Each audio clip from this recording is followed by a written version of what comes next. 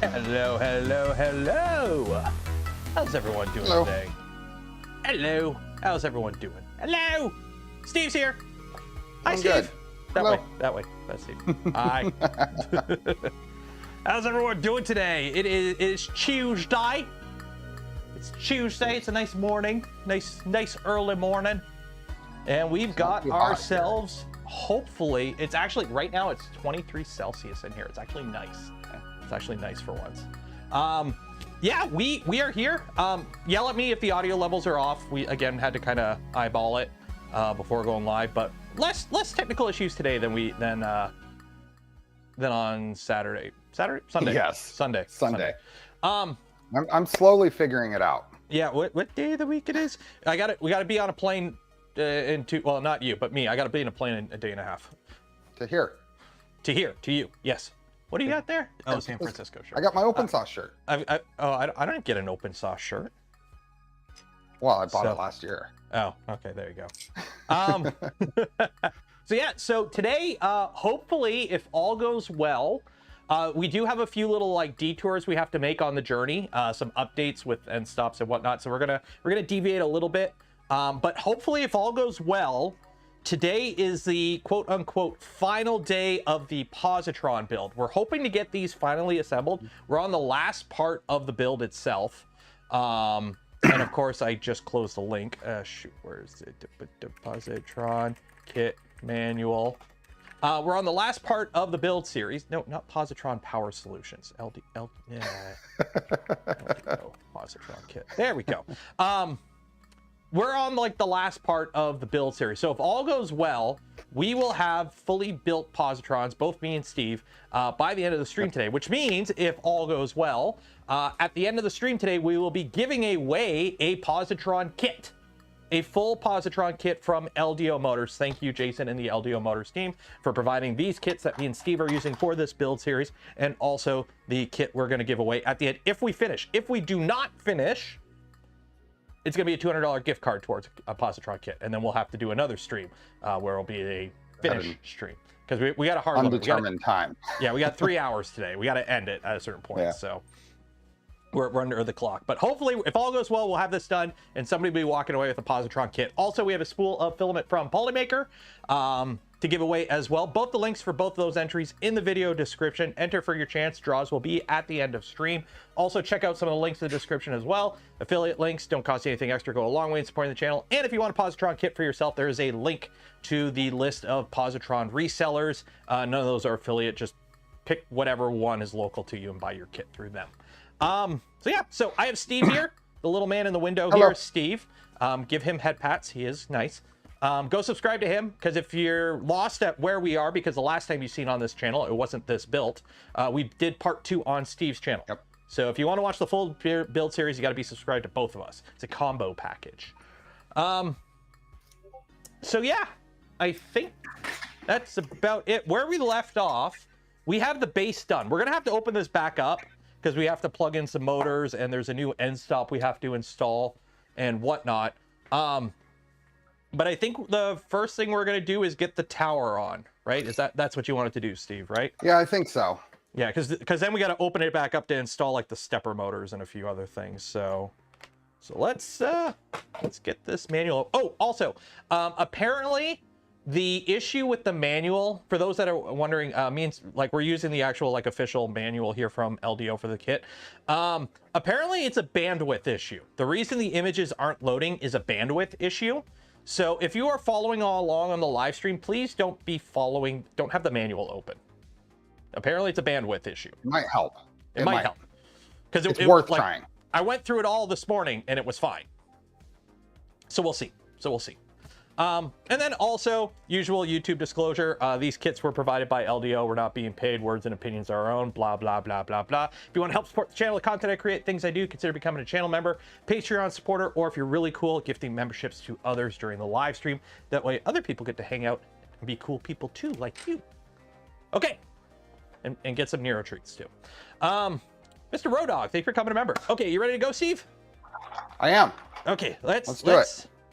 let's get this going. Okay, so before we start, we need some printed parts. We already have these. Me and Steve kind of jumped ahead a little bit, and we installed all the heat set inserts for this part. Every single one of them. It was a tedious process. We were here all morning, but all 3 heat set inserts are installed.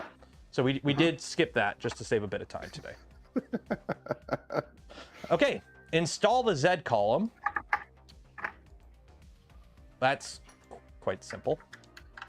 You install a Z column. Okay. So we have the Z column. That just kind of goes there. And then we grab our screw and we screw it in. Okay, the Z column's installed. We are done. Well, you have another plate. Is there another plate? Yeah. Oh, there's a plate. Install the right plate. There's another plate. There's another plate. It's almost that easy. Almost done. Almost that easy.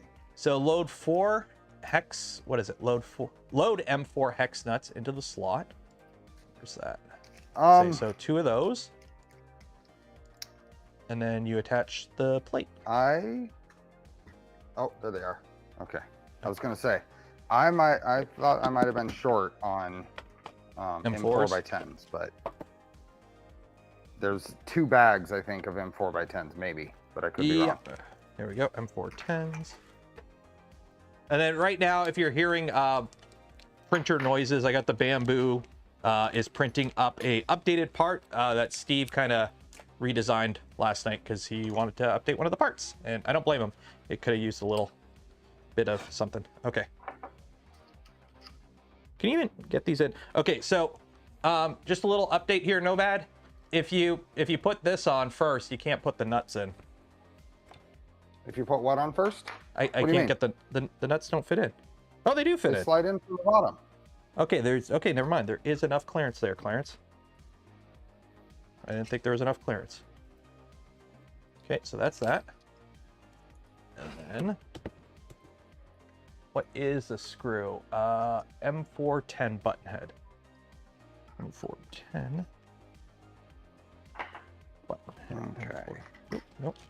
M410 button head. Ballant V.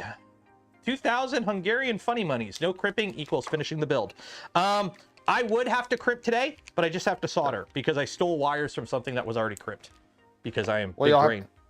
You already have wires on the JST? Yeah.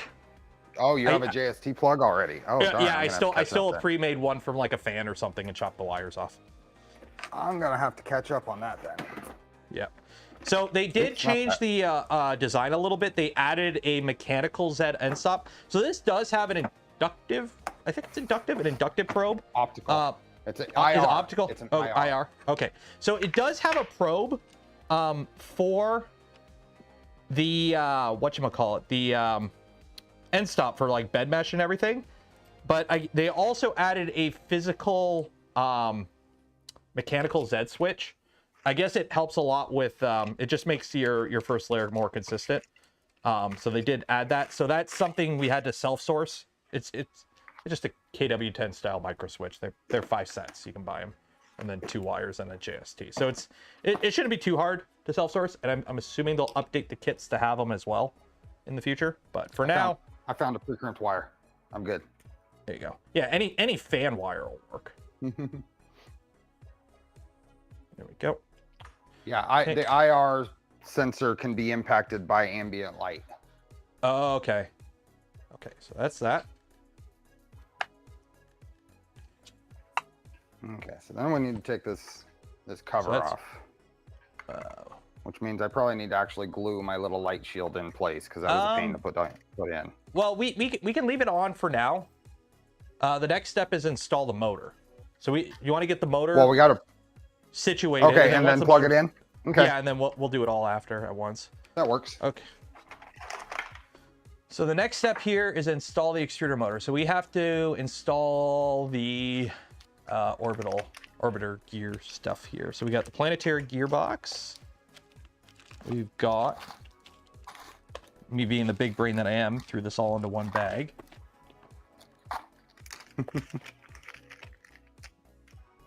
I am impressed that they pre-grease this little yeah, it's kind of nice. It's kind of nice. Or not the sun gear, the ring gear. Where did I? Nope, nope, nope. Uh-oh. Okay, let me do some organizing. So we have the planetary gearbox. Those are screws. I seen them. Oh, did I put them in here? Nope. Nope. Spring. Hopefully we can actually get to that switch with all of this together. We should be able to. Or actually, oh, you're right, the switch. You know what? Let's do it now. Yeah, let's do that now. Yeah. Because I have to find where I put my extruder stuff. Taking the top cover off. 1 second here. Yeah, you do. Where did I put my extruder stuff? That's gonna bug me.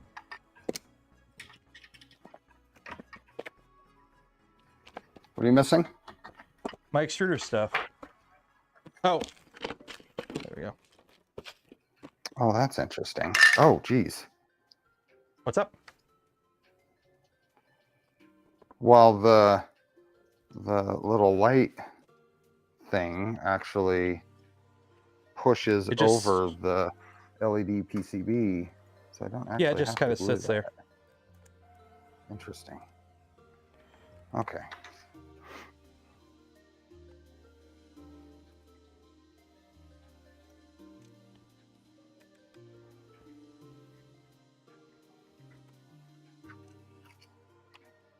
Whew. Hopefully you have a long enough wire for your end stop here, because this is longer than I would have thought it was going to be.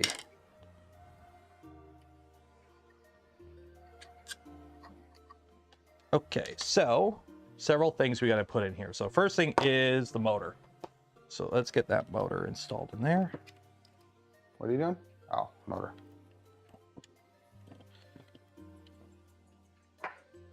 Yeah, that's you got to take off this blue cover too.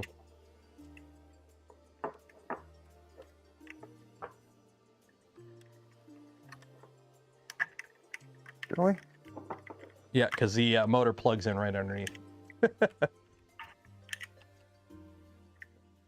Welcome to Benchy. Message redacted.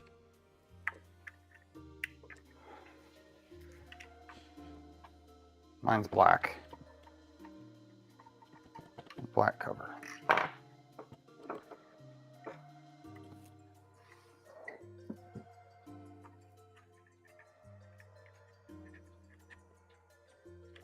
There we go. There we go. So that's that.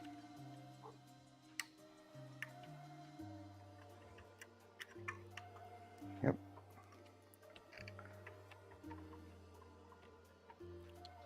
Easy enough.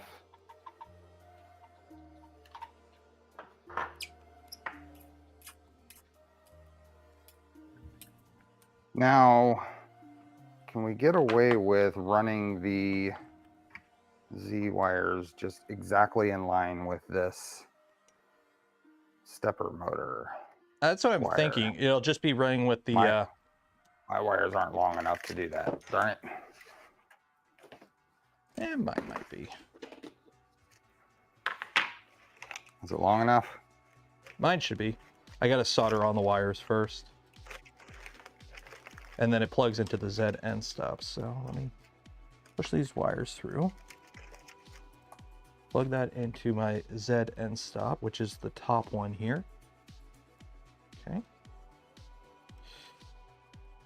Got to get some Ghirardelli chocolate when you're in San Francisco.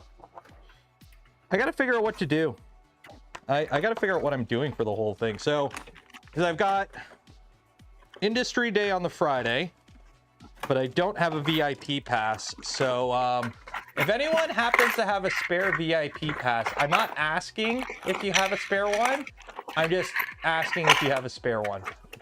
I want to hang out with the cool people. So there's that. How does this even go on? Okay, so we're gonna have to, you're gonna have to be a little careful mounting. Okay, you're gonna have to mount the wires like coming off on an angle, not soldered like straight on. You're gonna want to have them come like on a bit of an angle. Come on an angle, yeah. But then I'm there for the Saturday, Sunday, but then I have the whole Monday off because my flight's not till Tuesday. So I got to figure out what to, I figure go be a tourist for a day. But I never get to do that. Anytime I cover these events, I'm like in and out. So it's actually kind of nice that I have a day to have a day. I never get that usually.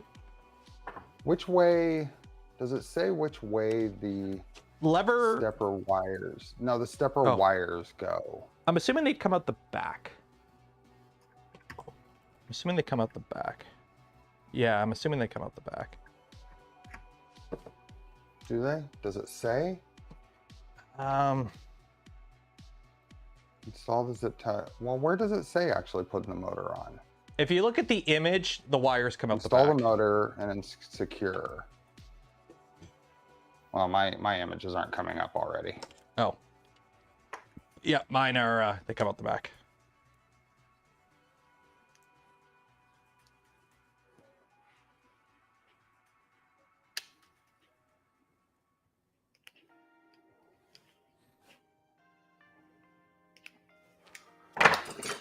Okay, solder.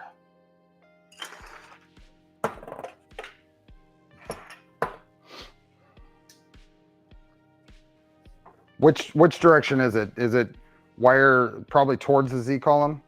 Yeah. Okay,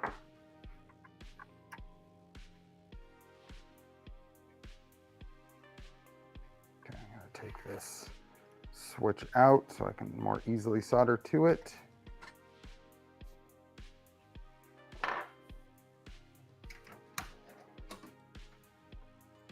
Oh, I've got something cool. I got something new. Did you get an Omni Fixo finally? Huh? You get an Omni Fixo finally? Yeah. Yeah.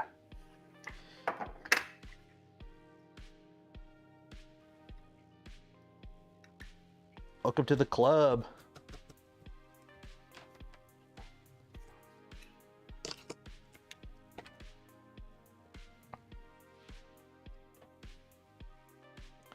Snip off the accent here.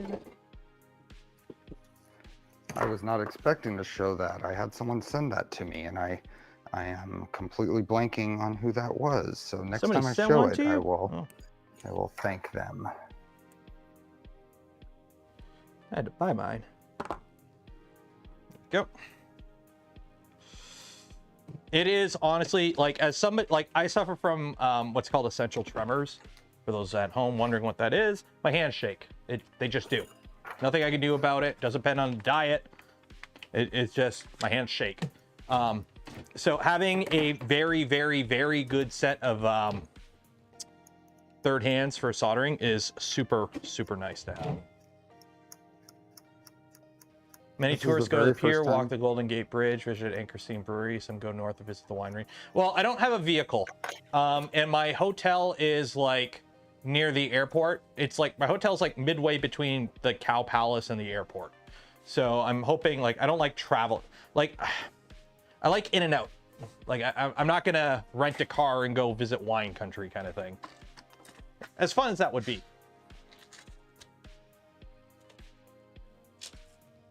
So probably just stay local. In Uber range. I don't even have Uber on my phone. I have never used Uber Nero range. I have never used Uber, ever. It's just not really a thing here.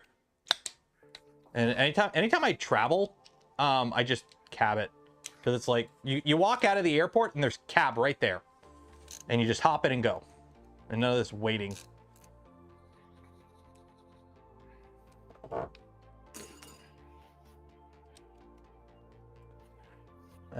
Be careful in San Francisco. I'm sure I'll be fine. Okay. First use of I don't have anything of value. Andrew Rogers, $5. Cheers. You can always buy the BART downtown and back. There you go. What's BART? I'm assuming the rapid transit. It's a little there you go train thing. I remember taking BART when I was a kid. It's been around forever. Don't have a cow, man. No, really, watch your step. There may be poo. Oh, okay. I don't know. Steve and Max live in the area, and they seem okay, so I'm assuming the area is fine. San Francisco is very different from where even Max lives. I know. I think I watched a Channel 5 video, so we should be okay. Yeah, you're good. You're good then. Okay, so that is that. We got that motor. So we can put the cover back on, right? I think. I'm catching up. I got my wire soldered. Huh? Yeah, I'll wait for you. And I've got to crimp a couple of terminals on here because I had to grab a longer wire. So what it is, it's an end stop right here. So that's why when this comes down, it activates the end stop. And I just want this. I'll probably do a couple of zip ties to this, to the stepper. Yeah, I'll wire manage it all after. Because there's room to shove like extra wire in the bottom here too. Yeah. So yeah, I'll go extra just to make sure. Okay. Yeah, I think that's it. Because I've got the bed wires plugged in, the extruder motors plugged in, the end stop plugged in. The tool head wire, or for the screen, or the tool head wire is external. That plugs in here. So I think, yeah, that's good. Okay. So while you do that, I need to find my gears. My gears. I got that gear, that gear. I need some planetary, or not planetary, some bushings. One terminal connect.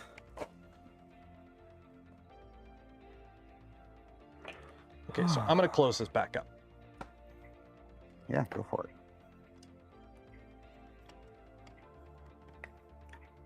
Sure. Yeah, we're okay.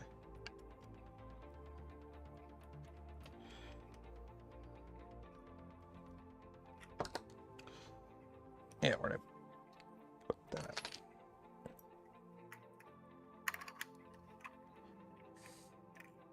But no, I'm really looking forward to this trip. It'll be fun. It is going to be a blast. I've got most of everything packed. I've got all my electronics are ready to go in the bag. They're just sitting on chargers right now. I got all my clothes packed. Except for one pair of socks. I only packed 5 pairs of socks and I need 6. Because this is actually like the longest trip I've been on by myself in like ever. Because usually I leave on like the Friday or the Saturday or the Thursday or the Friday and I'm back on the Monday. And this time I'm actually back on the Tuesday. What about Smurf? How long were you gone? Smurf, I was in and out. I flew home the Monday. I woke up the Monday at 6 a.m. or 5 a.m. to get a bus to the airport. Whew. Yeah. And then for Murph, next week, not this weekend, next weekend, I'm leaving Friday afternoon. And then I'm heading back home Sunday afternoon. So I still got to get a hotel. I still haven't even booked my hotel for that. Pack a hoodie, it gets cold. Yeah, I've been told that. I packed everything and I have shorts and t-shirts and apparently it gets chilly at night. So I'm going to grab my like Voron sweater and pack that. I got to put that back in the bag. So. Yeah, for Murph is a short one for me as well. I'm flying in Friday. Usually I'll fly into the area and hang out with some old friends for a couple of days before. Okay. That's what I did the last 2 years. But this year, since I'm doing rapid right after, I need it to be a quicker trip. There's a Voron sweater. there's a bunch of Voron shirts and sweaters that were made for the team for events. Like somebody on the team like did a bulk order just on the team. Like they're not like, if you go to any of the shows and see the Voron guys wearing Voron stuff, that's all stuff somebody made for the show, like that we all kind of have. Cool. So it's like, it's employee wear. It's employee wear. How's the bamboo doing? Okay, it is printing, so we're good there. Okay, I'm caught up. Okay, cool. So you got your Z stops installed and okay. Yep. So install the extruder. So the extruder, we have to put the bearings on, the planetary gears on, and my image stop loading, and then the cover plate. M3 by 20s. M3 by 20 button heads.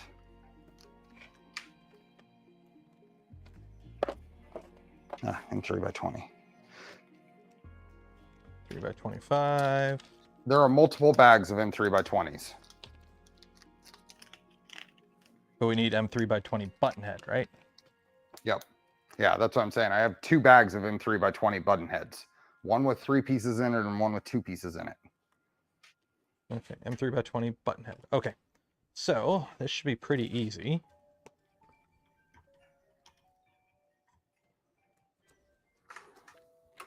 What is the question on the positron? It's not on the form. Favorite answer for this question? Yeah, just put your favorite answer for the question.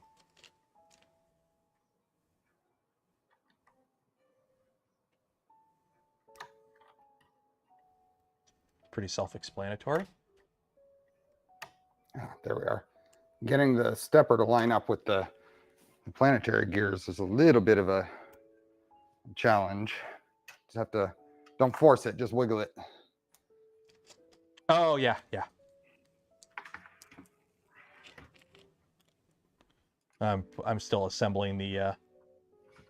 You mean I'm ahead of you for once? Maybe. Oh, what's that? We're losing the signal. So I've there lost is you, Steve. You lost me. What? Yeah, you got. Oh, I guess you're not so far ahead now, are you? There is a sequence of events issue here. An order of operations issue.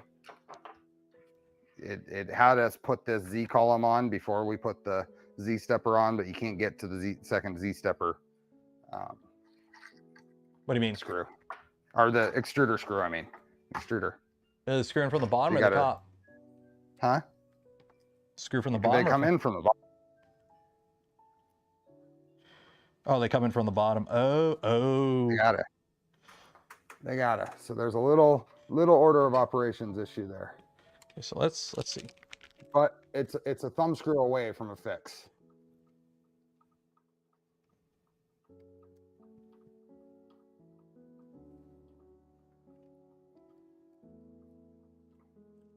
I see what you mean.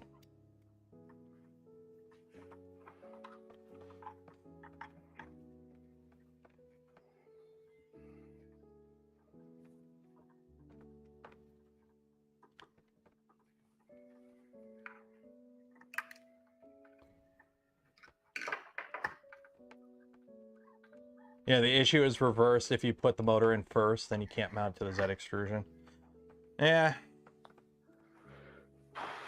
Okay, somewhere I saw a bunch of zip ties. I think they're over here. I'm gonna control this Z end stop wire right now. Get it. I'm just gonna put a few zip ties along the extruder wiring.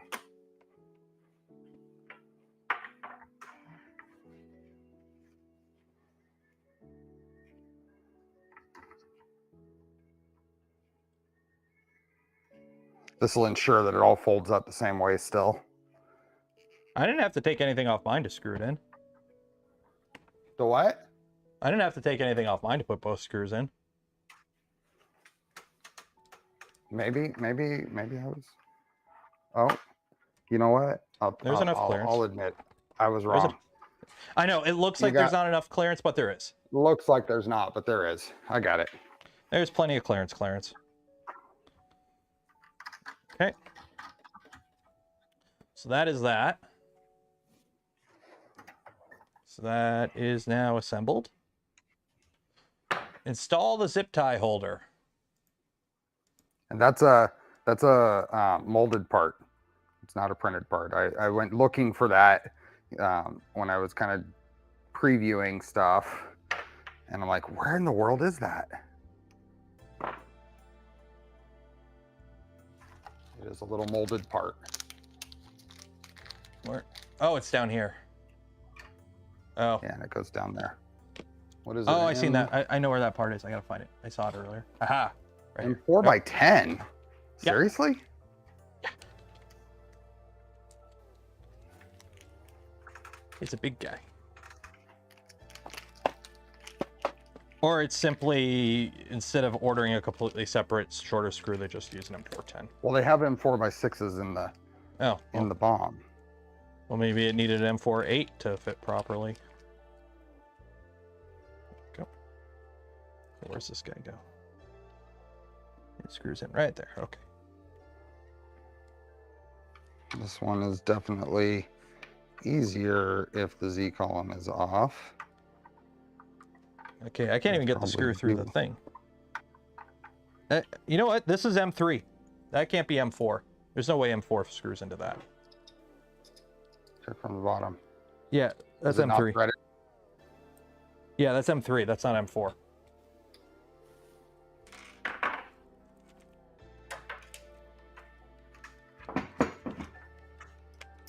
Yeah, it should be an M3. It should be an M310 button head. I'm gonna put Or an just, M3. I don't know. I'm just gonna grab a random one. You gonna what? I'm just grabbing a random M3 that I have, just but I don't know if there's Doing it. stock. Ah.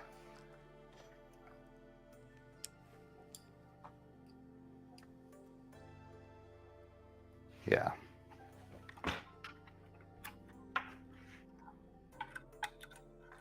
And this is not easy to get to with the. There we go. I do like that this is here. This kind of needs to be here. Yeah. Well, because you have the wires coming in from. Need some strain. Wait, maybe there. Is it M410? Huh? What is it? No, it's M3. Yeah, it's M3. M3 for sure. That's a note there, Nomad. Yeah, you got the wrong size screw in the manual. Hey, Ontech. Okay, it should be like an M36. Because M38 sticks out the bottom, but whatever. I'm gonna live with it. I agree with the M36. Let me see if I have an M36. I don't think I do not. So I will use an M38 and it'll just stick out the bottom. Yep. No biggie. Getting a zip tie in there is a fun challenge too. Where's my zip ties? There we are. Did this kit come with zip ties? It did. Find where I put them.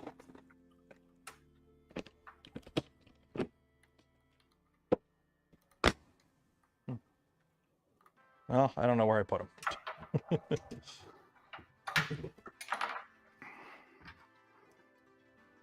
Where do I put my jar of zip ties? That's the question. Oh, maybe.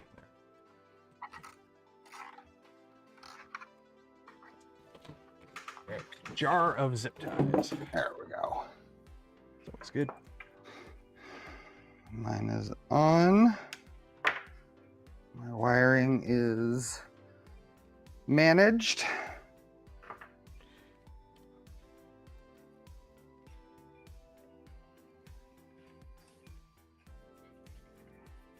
Okay, that seems reasonable.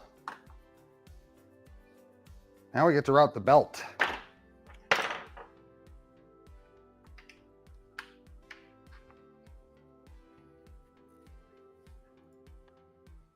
Oh, coffee time.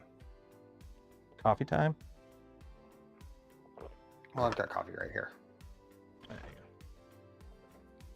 I always have morning coffee. Do you drink coffee? I do in the morning. Yeah. Actually, well, it depends. I guess it's not as morning for you.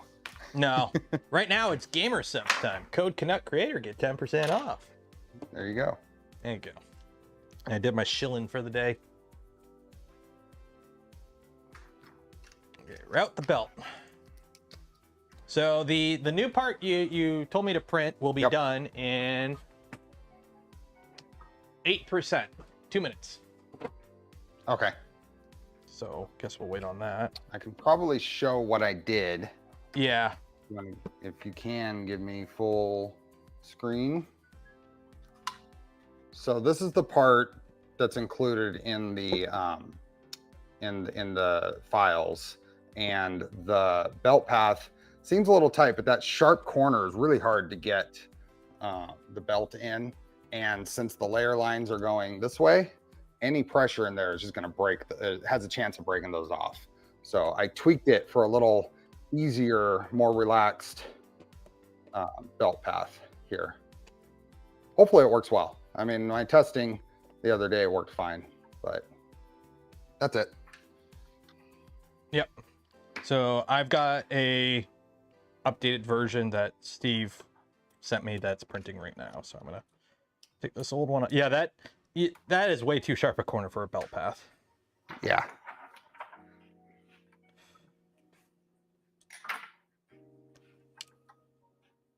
Luckily, it's an easy swap. Just gotta wait for that to finish. So while we're waiting on that print to finish, if you haven't entered for your chance to win some POLYMAKER filament, link in the video description, enter for your chance. Also, we have a POSITRON kit to give away. If me and Steve get the build finished today, we give away a POSITRON kit. If we do not get it done, it's a $200 gift card for a POSITRON kit. And this more HBox and CoreXY? I think so. Maybe. There's 2 motors. They go burr and printer move. Are you done yet? Oh, we're on the top layer. Now, should you I haven't looked at the... Huh? Oh, go ahead. I haven't looked at the clipper configuration. I don't know. I'm curious, what is it specified as in there?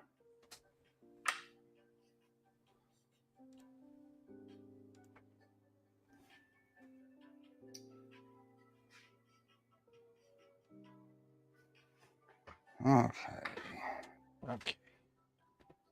Yeah. It's specified as CoreXY. Okay. Hot.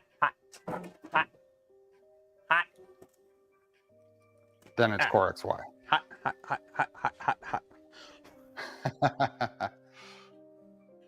Oh, this isn't the right filament. Shit. Oh well. Whatever. I thought this was. Yeah, close enough. Everything's galaxy gray. This is just gray. How dare you?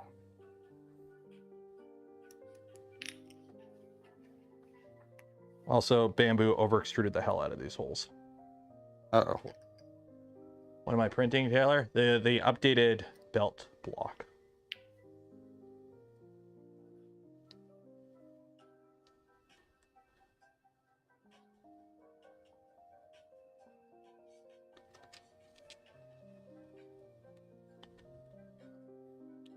That was an interesting thing to model, trying to figure out how to make the tooth pattern along a path. Well, just import the belt and just subtract. Right? But you have to curve. Then you have to make the belt. You have to model it. If Microsoft Paint could do a curved line, so can whatever CAD package. So for those wondering about the difference, this is the original one. This is the new one, so you can see how the belt path is more curved. Trognor gifted 5 community memberships. Cheers and appreciate it. Now go, spread forth and burninate the countryside. It kind of looks like a little goofy frowny face, tentacle frowny face. Everything has a face, right? Oh, there we go. If you think about it hard enough, everything has a face. Yeah, it's that human nature to always see faces and stuff because of our wonderful monkey brains. US and Canada are eligible for the the Yeah, that's what the NA printer and part the is. coupon. NA is North America, which has Canada, US, and Mexico in it. Reload the guide.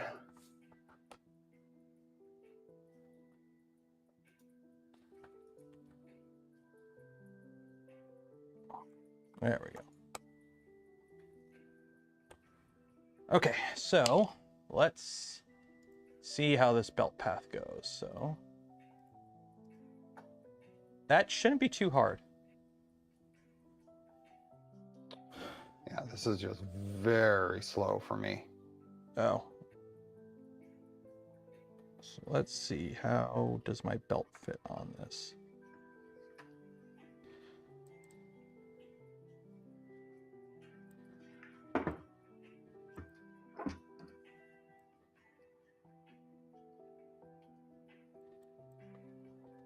Actually, yeah, it goes in pretty good. Is it going in okay? Yeah. Good.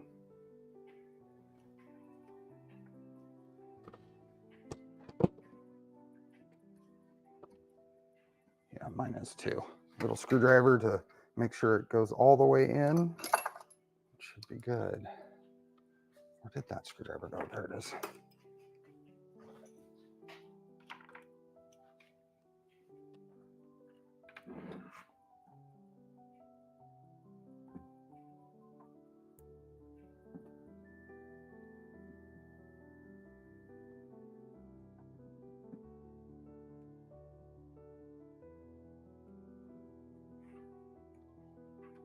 Okay, so that goes there. And we should end up with a bunch of extra belt on the other end, I think. That comes up, Oh. over.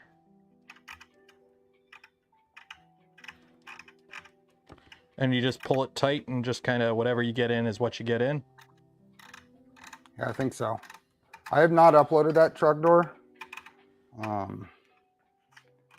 because it was just modeled. Yeah, like So he this sent it just to me goes- last. Yeah. Well, and I just did it. I don't know to what, how do we tension this? I think you can, oh,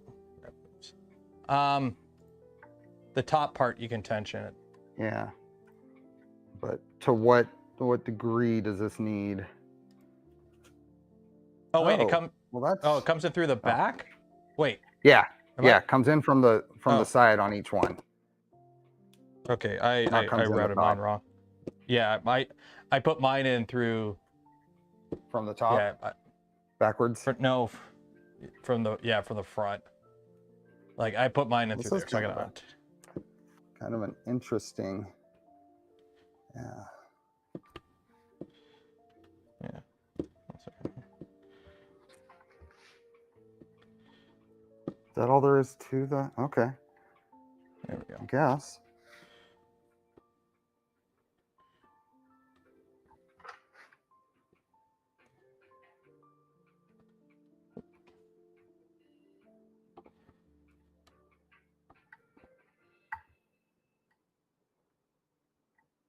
There we go. Okay. That spring on, the spring in there is what's setting all the tension. So there's a spring on that top pulley that is setting tension.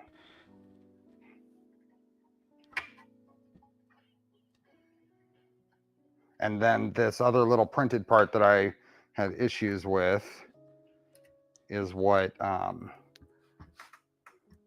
make sure that it stays, yeah, in place. I still don't like it. I still don't like it at all. I'm going to be playing with that. There we go. Yeah, mine feels kind of, eh. Well, can't you just slide the whole thing down and then slide it up? I think. Yeah, I slid the, Yeah, here. oh, Wow. Okay. There we go.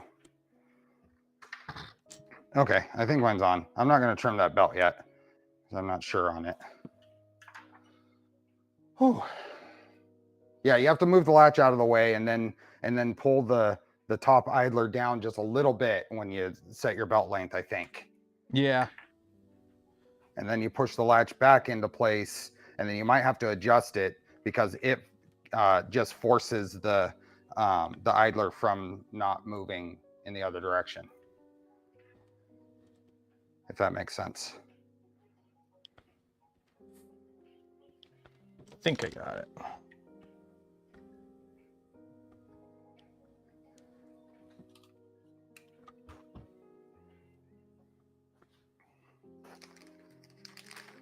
And something I didn't send you is I remodeled the little zip tie wire holder that we didn't. It's in the instructions, but not in the files. I just remodeled that and tried it. Mine came out a little tough to fit, but I made it fit.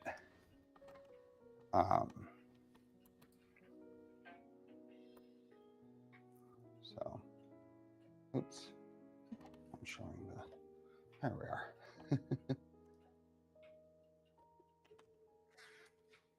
Okay, let's try this again.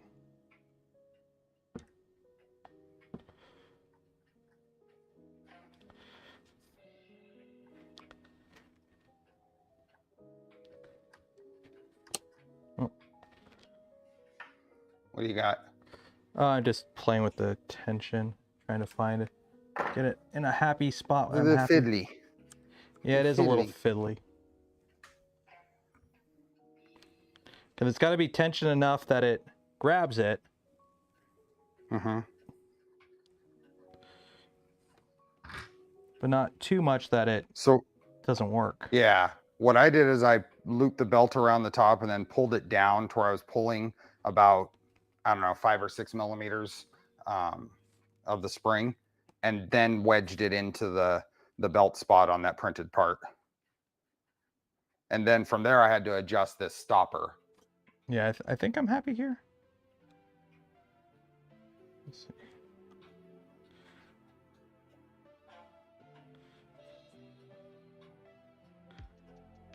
So, oh,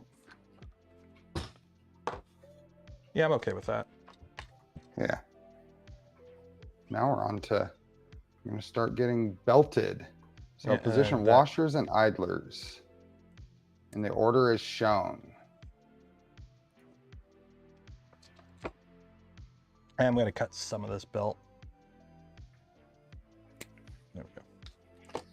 Okay. What size screws are we using here?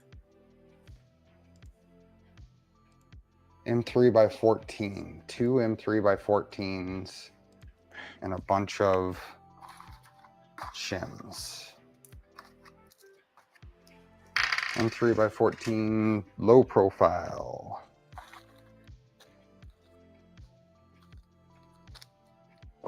Okay, M3 by 16. Yeah, shim washers. Do you still have M3 by 14s of those? Which ones are they? M3 14 wafer head? I think so. I have 16s. M3 12. What do I need? M3 14. I got M3 12. M3 16. I have 12 and 16. I do not have any more 14s. Oh, what are these? Nope, 16s. Yeah, I don't have 14s either. I don't see 14s either. So what do we got, Nomad? Okay, so what we can do is we can set up. I would grab a 16. Yeah, try and let's see what the stack up looks like. Yeah. So we're putting that through, and then 2 shim washers, and then another one, and then more shim washers. So yeah, so we'll try the 16s. Let's see how much stick out the screw has with that. 1. Steal from the first kit we got. I mean, that is true. I do have an extra. Oh, that's very true. Good call, actually. So I think the stick out's a little much here. Is it? Yeah, we've got almost 5 millimeters, and we don't have that much in the carriage. And 4, we really need 14s, and we don't have them. At least not in this kit. So we are shy M3x14s. I'm just double checking I didn't set them somewhere else. And you don't have them either, right? Right. Okay. So I'm gonna pull. I'm just screwing it in just to see. No, well, it's 16s work. It's 16s 4.5 millimeters of stick out. Yeah, I know it works. Okay. Yeah, like I've got no slop here. I've got no slop up and down.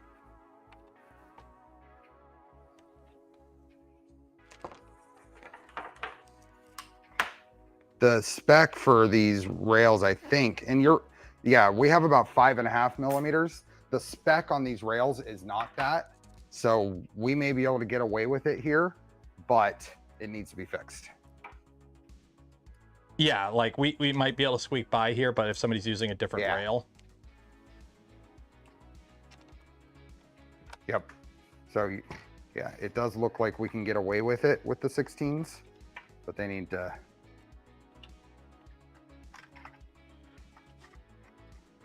I think the spec is 3 millimeters for these. Oh, for the depth of the hole, yeah. Uh-huh. Yeah. Yeah, because it's nothing on top, 2 washers, bearing, and then okay, yeah. And they know this because the manual calls for a 14 here. Yeah. So it's just a packaging error. But good. Thanks for checking that instead of going searching for the parts in the other kit.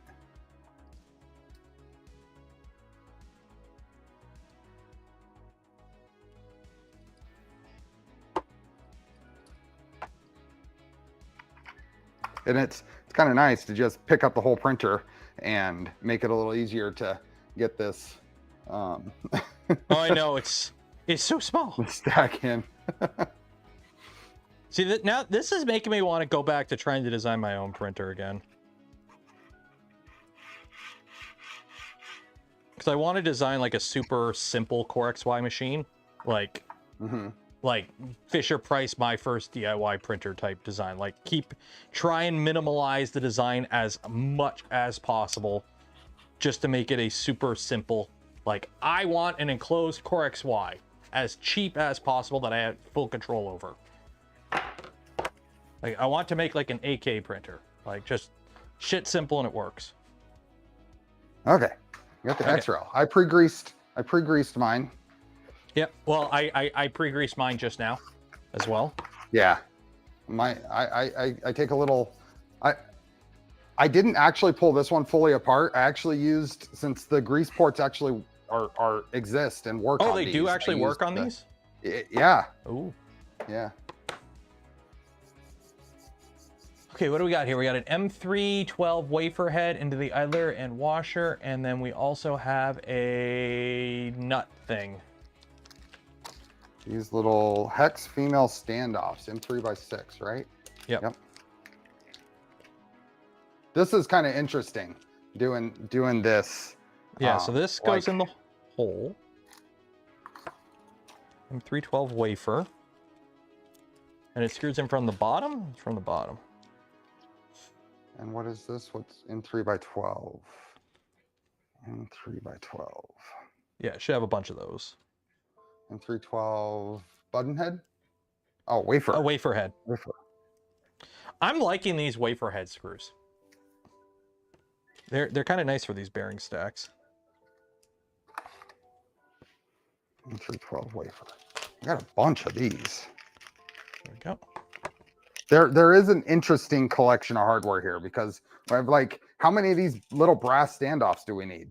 We needed like 4, and I have 20. Hey, you know what? You'll have them. Yeah.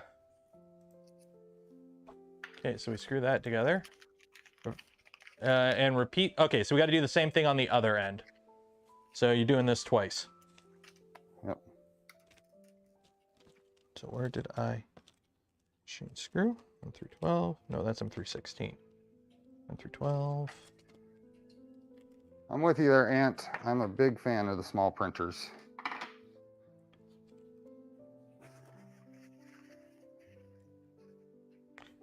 They're more fun for the build. It's funny, whenever a company's like, we want to send you a printer, it's like, I kind of want the bigger one for practicality's sake, but in terms of just me having to build the damn thing, I'll take the smaller one. And putting them somewhere. Oh God, like, I'm still trying to figure out, I have to make room to get the Pantheon over here. It doesn't fit through the gap that I have to get into my work area. I have to bring it through the house.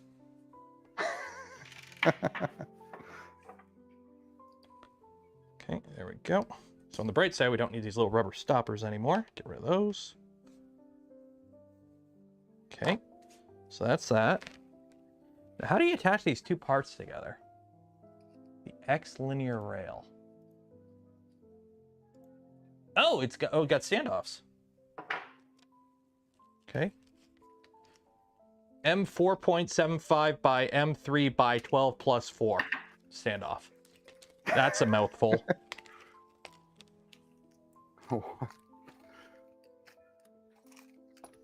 And those have more screw standoffs in. here. Yeah, those screw in on the carriage. By M3 by 12 plus 4. Aha. And position the linear rail and make perpendicular with the squaring jig. The what? There is a jig. I remember seeing it. There it is. Oh, I see. Oh, I Okay. see. Interesting. So this goes in here. I like it. So let's do this. So these go in here.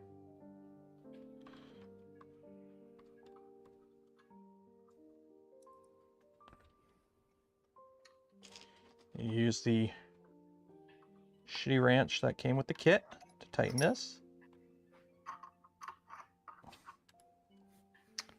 Oh, darn it.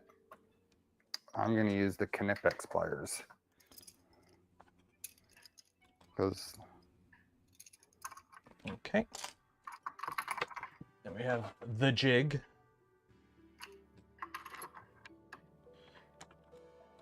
So this holds it. Oh, this is nice. So the jig holds this rail in a slot, and then it indicates over that, and it allows you to make sure when you mount this together that it's actually square.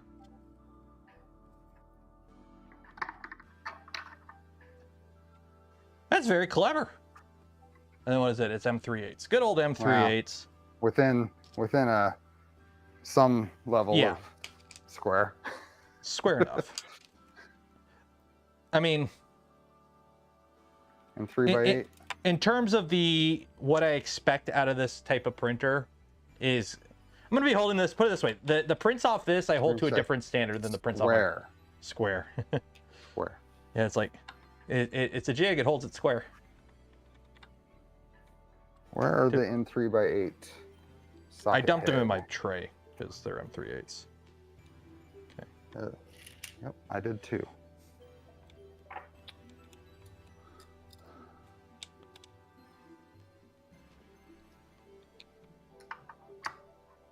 Is Voron Phoenix going to have the same issue? People want a big printer, will it realize bigger? Well, Voron Phoenix is its own thing. I don't think people, like, those that are going to be building a Phoenix are building a Phoenix.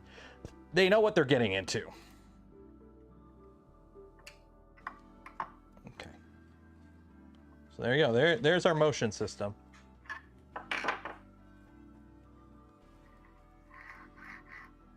What are we at anyways? We got 2 hours left. Anything I can do to try to check how square this actually is? Probably not. Yeah, it's going to be kind of hard to get your...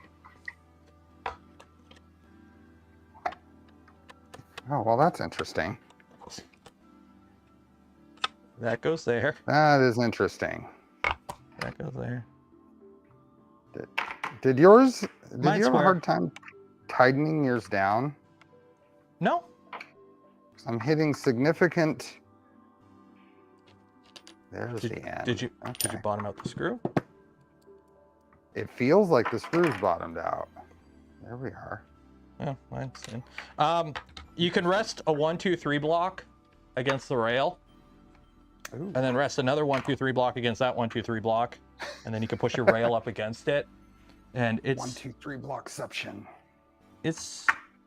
I'm gonna say it's good enough for government work. We'll go with that. It's good enough for government work.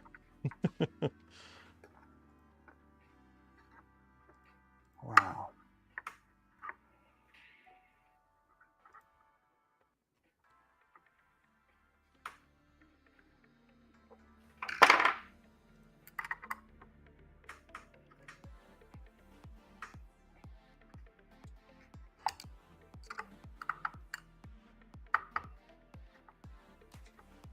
Always print diagonally on my 350 V2 because it's too small.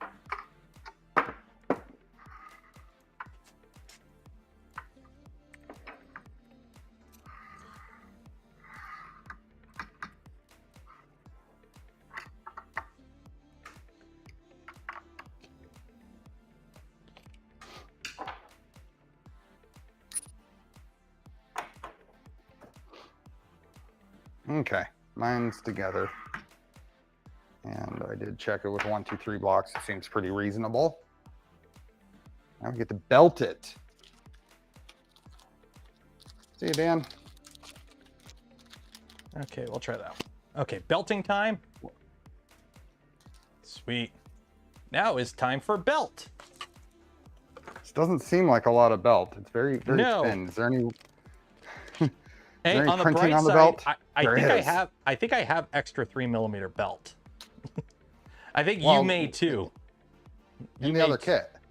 Yeah. Well, no, that too, but like, were you around for early V0 days? No. Oh, you weren't around for that. No. This looks like a little bit of belt until you unravel it. I have some. Remember? Okay, so I think you joined the team just after the original V0 spec was 6mm rods and 3mm belts. Yeah. Okay. Refer to the pictures for belt routing. Belt goes into the hole of the printed part. Into the hole of the printed part. That's descriptive. I'm looking at. Into the hole of the printed part. Is it one singular belt for the whole thing? Yeah. So it's one big loop? I think so.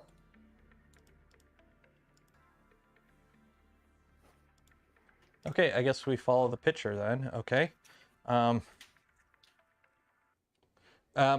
We'll see what we get on camera here, guys. Yeah. Okay, so it starts on the bottom.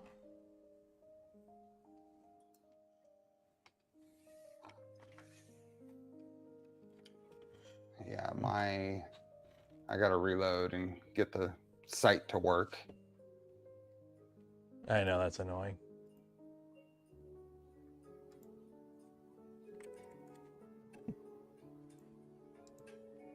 Okay, so that goes around there, and then I really wish, like, this site, when you have it open, you can't just, like, hit next. You gotta close it, and open it, and then open it. Okay, so let's do that.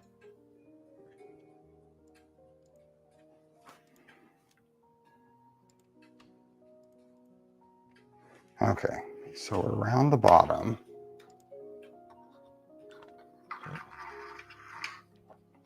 Synchromesh unbearable?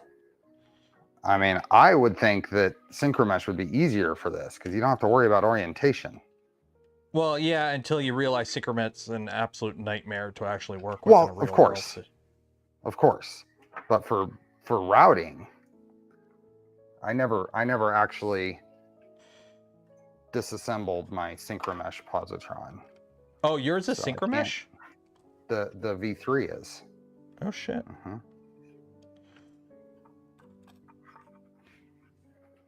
So then that comes around here and then goes around that way, which means I have the belt backwards. It's smooth side to those bottom bearings, right? I'm assuming so. Because it's got to bite onto the drive gears, right? Yep. Oh, so you have to keep tension with synchromesh through the whole process, and if you ever broke tension, then it's a mess. You'll lose it.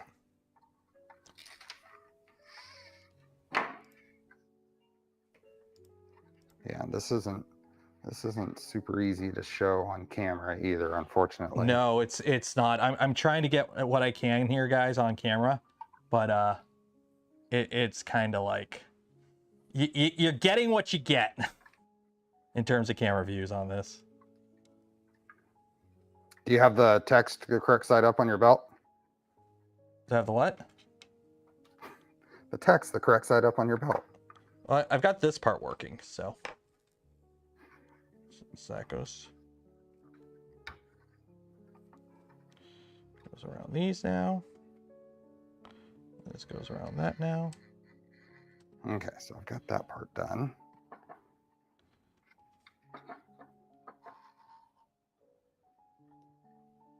And then we have, oh, okay. And then both go through this hole, it looks like. And then both go through.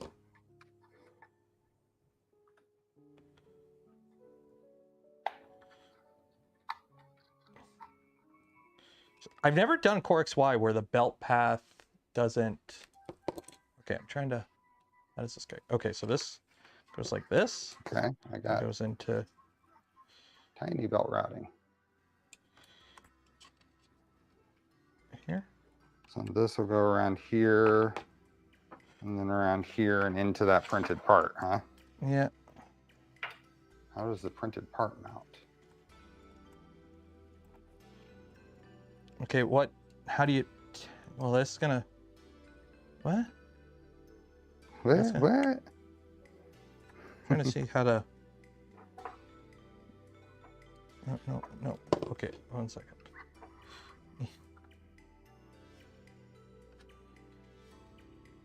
Okay, everything's routed except for to the part here. What is that picture? Is it going to come up? Hey, it did. Where does that go?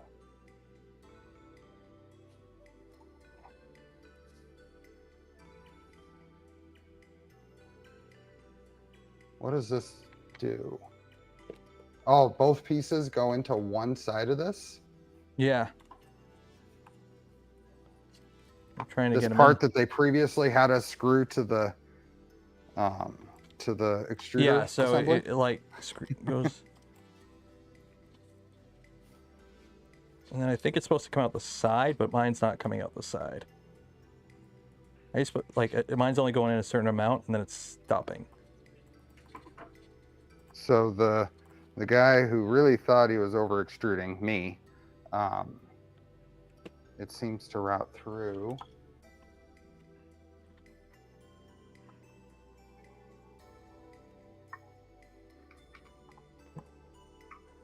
So what I'm going to do is I'm going to put one belt in, and then I'm going to use that belt to pull the other belt in.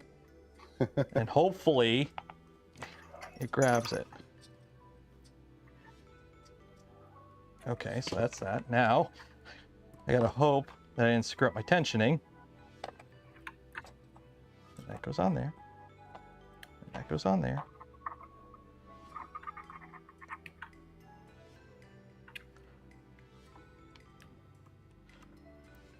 There we go. This is really interesting. And that's gonna go right there, and then that's gonna go right there. I think I got it. Yeah, so do I. Okay, let me put a screw in here to hold this down.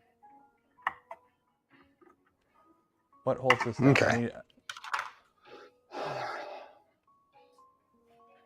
It's in there. M3 6. what holds it down? M36 flatheads. Where's M36 flatheads? I want to screw this down and hold it down for now. Where does it screw in? It's 4 holes right here. It's right beside the hot end. Right, but into what? Into the carriage. Oh, into the carriage. There we are. Yeah. Interesting. Also, I just had like a total like brain break because I'm like, why is my hot end facing up? And I'm like, wait a minute. That's how it goes on here. I'm like, it's going the wrong way.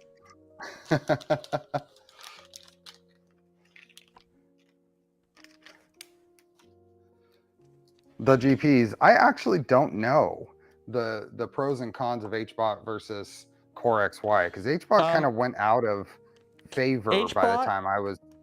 Yeah, the issue with HBot, I think it's a little bit simpler on the brain. HBot. The problem with HBot, it is extremely prone to racking. It's an egg. It's Andre's printer. It's an egg. It's really good at eggs. Yeah. Trying to find. There we go.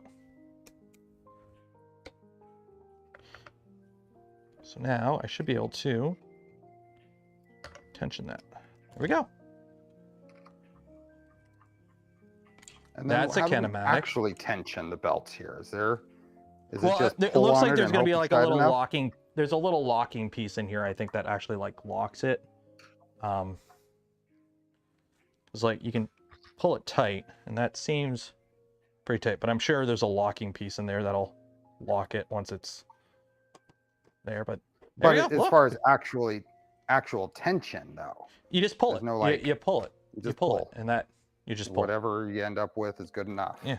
Boydie, if that's what I think it is, I'm gonna. Steve's gonna design an auto tensioning device. What is? Oh. It's super annoying when I get a DM on Twitter and then then like 5 minutes after I read the DM, I get an email going, "Hey, you got a DM." It's like, I know I got a DM. I already read it, replied to the reply. But thanks for the there's update. A tensioner. Hold on, the big pulleys in the back are the tensioner. Oh yeah, you can loosen those, I guess, because they're held in with that screw.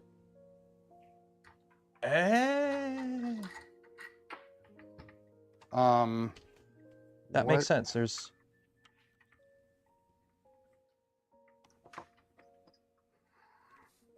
So you'd have to take this down to get at it. You have to take the Z off. And I've already tightened that all the way. Did it tell us not to tighten it all the way? I did. I may be using my Milo to put a clearance hole in the back of this so you can get at that tensioner. Yeah, no kidding. Instead of having to take the tower down every time. I mean, I'm going to leave it for now. I'm assuming there's a way to lock it, so I'm just going to pull it as tight as I can and lock it and call it a day. There we go. I'm putting about 2 millimeters on that back piece just to give some actual tensioning space. Oh, did you loosen it? Did you take the tower off? Or yeah. What did you... Oh, you did? All I did is shift it. You have to unlock the Z tensioner by pulling that little lever thing apart, and then you can just push it forward and you can get to the. There we go. What do you mean push it forward? Push the rear pulley mount forward. Loosen the screw, and then you can push that those 2 bigger pulleys. What do you mean? How? What? So okay, I loosened the tensioner. Then I got to take the screw out in the back. No, yeah, you take the thumb screw out, move that forward. Yeah. Oh, you got to be careful there. Did you remove your little Z tensioner piece? Okay, good. Yep. And then you can reach in there and loosen that screw that. Yep. And then I loosened it enough to where I have about 2 or 3 millimeters of travel now. Yeah, and then that goes back up. And then you can pull those pulleys forward of the printer. Those 2 pulleys, pull those forward. There we go. And then put the tensioner back on. There we go.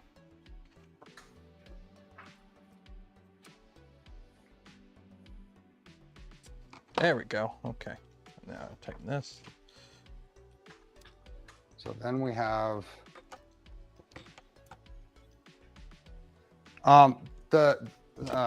Troy, the rear pulleys are at an angle, so it moves the belt path up out of the way of the steppers and stuff.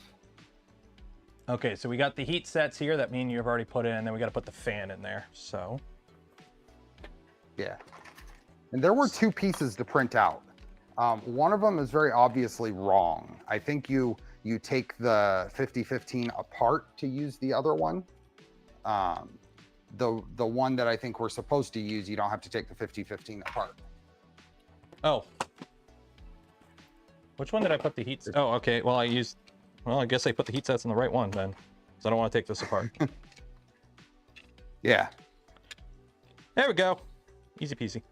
I don't think changing plane is going to impact the belt wear on this. No, it shouldn't. It's so minuscule. It's over a long distance. Yeah. And it's thin belt.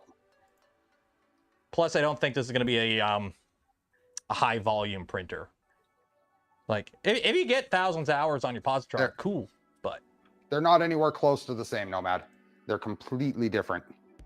Here, if you want to give me a view, I can show. Yeah, one has a big ledge in it. There's this big old ledge in there that the fan won't go in. And if you look at this one, the fan goes all the way through. There's no ledge. See?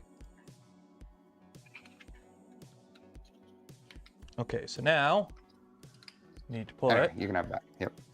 Okay, so we screwed that plate on, which we've done already. Okay. And then we put that on, and then we sandwich it with another plate. So I just got to make sure the wire routing, I think. Yeah, so the wires come out the side there.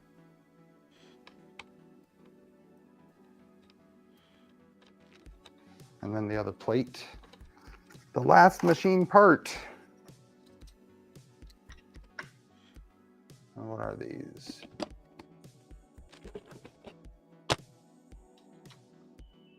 M2.5 by 20 flatheads. 2.5 by 20 flatheads. And we got 3 of them. 2.5 by 20 flathead. Need 3 of them.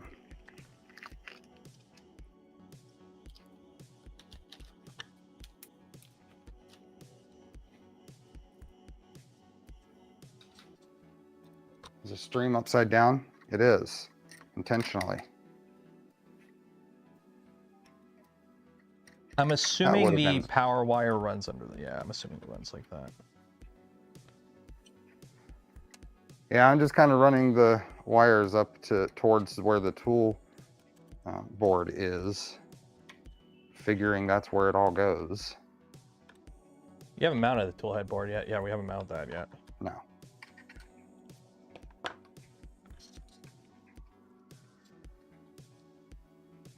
That's what we could have done to start the stream. The gag is just invert the video. I mean, that shouldn't be too hard to do. You got to do it yeah, that view. Oops, that's right. I can go back here. I would have to do each individual thing. Yeah, it's not worth it. No.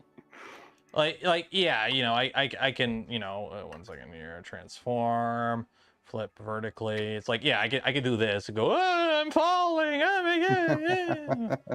But then like, there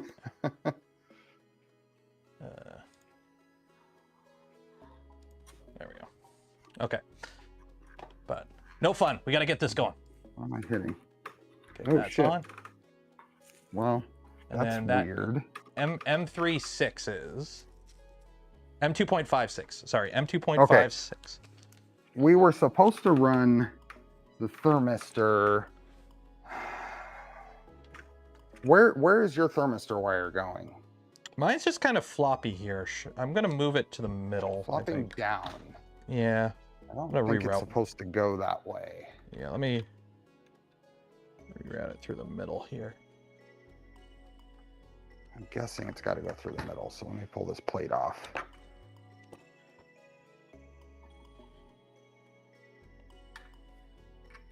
Yeah, like through, like all the wires should run like this, right? I'm guessing, but they had us run this other wire specifically in a different direction before, right? This makes the most sense. Like this, where all the wires come through this little gap here. Yeah. That's how I'm going to do it. And Nomad's saying yes, so. I think some.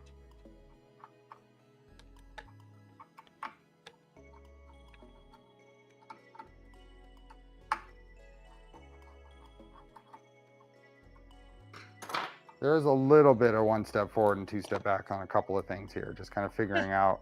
It happens. It is such a small, compact printer. Yeah, and order of operations is king. So now there's, what do we got? We got M2.56s for the heatsink. Here, where's Nomad here? Make Nomad a moderator. That doesn't. There you go. Now Nomad's name is blue and he can stand out so we can see him. Yes. And he has the power to ban you all, so. Be nice.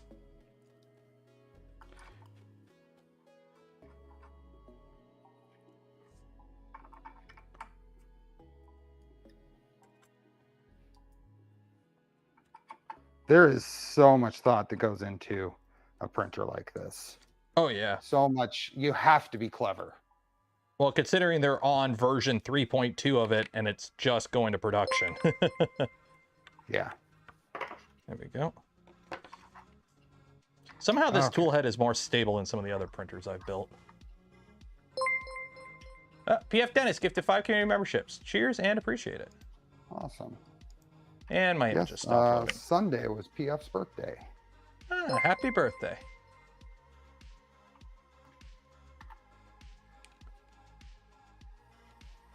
Okay, so we've done that. And then we get this little spacer piece goes in there with another M2.5, it looks like. Position the Bowden guide plate screw. Okay. Okay, what is it? The Bowden guide piece thingy goes in here with another M3 2.53 or 6. Which picture is that?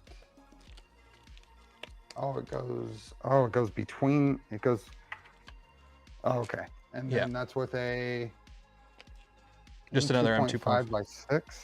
Yeah. What goes on the bottom? I think it's just a hole. I don't think it's just a hole threaded. Yeah. I bet you at one point that was a screw going all the way through. Probably. And then it looks like the flat is facing towards the front of the printer. But I'm sure you can rotate it, I'm betting. M2.5 by 6. That's one of these little guys. So this is just like reinforcement for the Bowden tube, I think. Okay. Yeah. Okay, so now we got to put the toolhead board on. So let's grab the toolhead board. Oh my God. It's so cute. There's a lot packed into this little thing. Look how little it is. It's so small. This has all the things. It has. Does it have the IR in here too? Yep. Really? Those 3 components that are at a 45-degree angle. That's the IR? Near the top. Oh shit. Yep. There's 2 emitters and a receiver. It looks like. I'll be damned. Look, like. It's USB, Sebas. It has a lot on a little board. Where's the? Oh yeah, RP2040. Good old RP2040. That thing is in everything now, eh? Okay, secure the toolhead PCB to the toolhead with M2.545 standoffs. Where? That's these little brass standoffs. I Oh, think. the brass ones? Okay. Just trying to... Because it doesn't show the standoff. Oh, the standoffs go on the top. Oh, I see. Okay, so the standoffs are what's fastening it to. Okay. Yeah. I see. I see. I see, said the blind man. iFixit kit to the rescue for a 5mm nut driver. Is it 5 mil? M 4.5. 5.5. M6, M3.5, M4, M3. Shit, that's the one size I don't have. Damn it. 5, maybe I got one in here. 5.5. 4.5.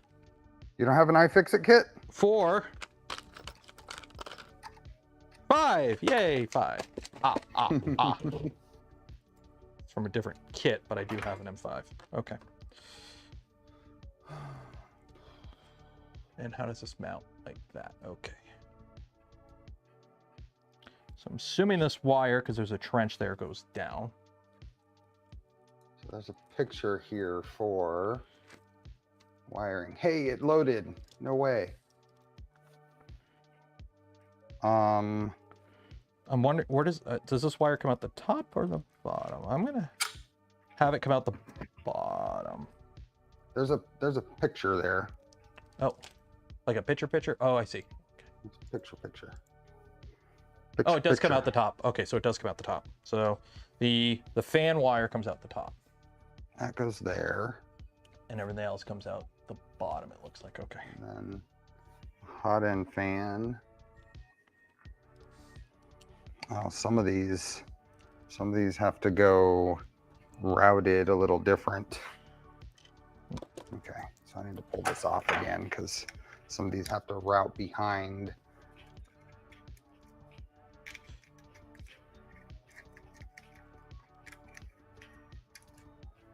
All of these come around here to the underside.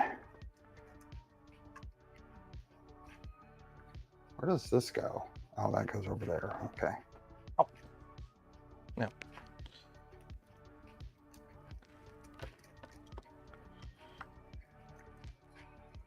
They're awfully close to rubbing on the rail.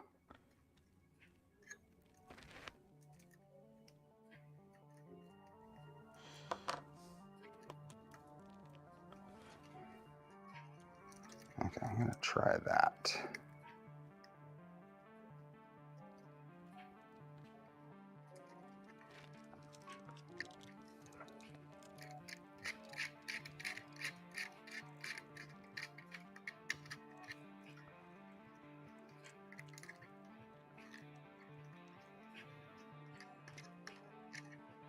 Nope, that's not gonna work.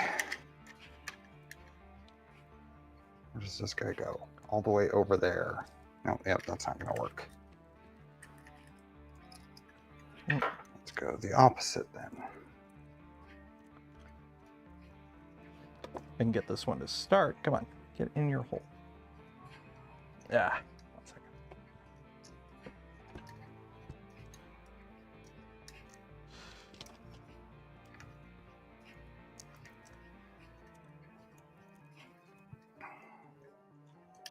Oops. Fiddly.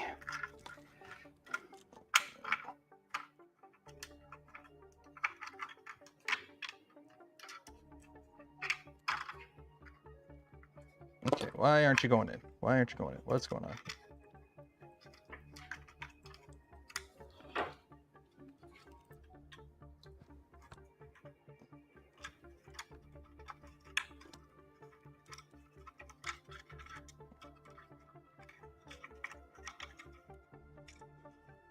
Okay. I think I got it.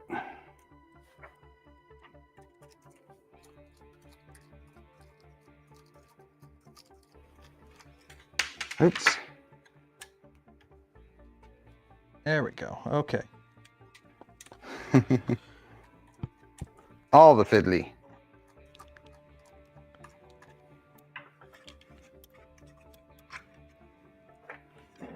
Okay, cool. That's on. Okay, so This fan plugs in here.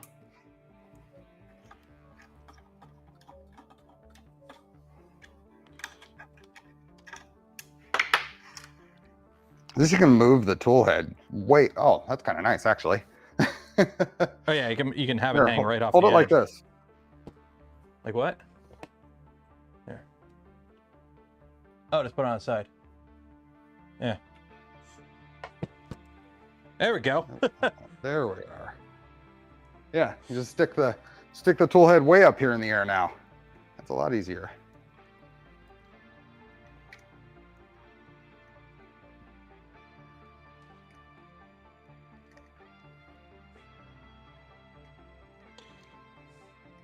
Okay.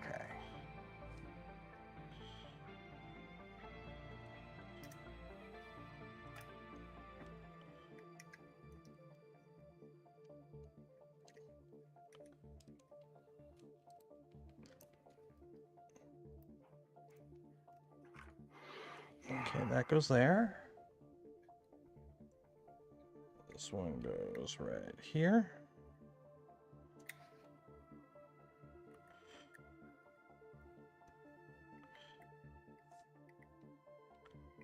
This goes into there. So let's loosen these.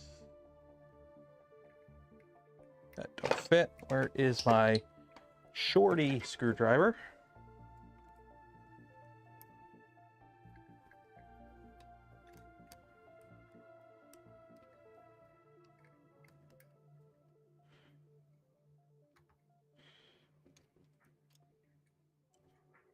There we go.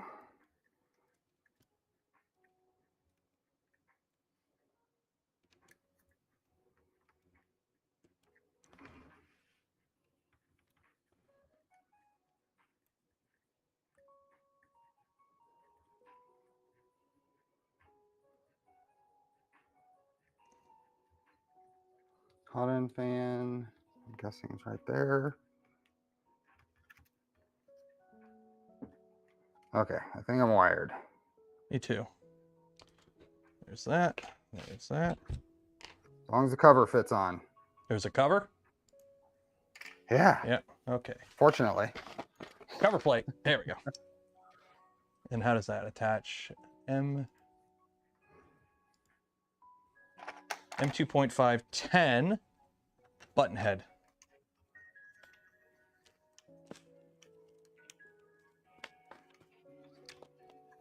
M3, M2.5. Okay, got some wire tweaking to do before this will actually fit.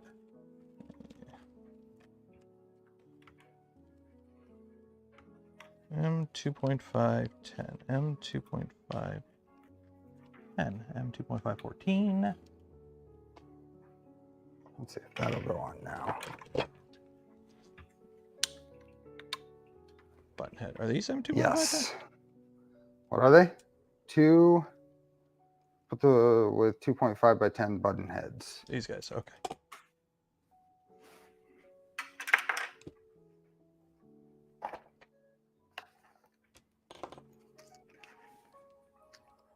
.5 by 10 button heads. That's got to be these.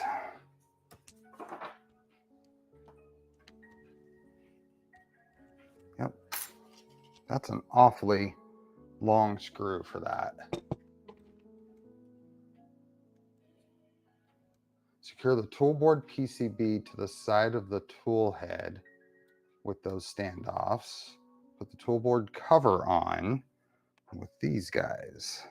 Okay. These are awfully long, don't you think?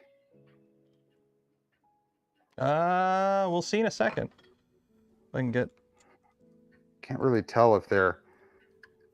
I think they bottom out in the standoffs, but I'm not sure. Well, I heard a snap, so either this is going into position or I just broke something, and I think we're okay. Yeah, it seems to be okay. Everything fit under the cover.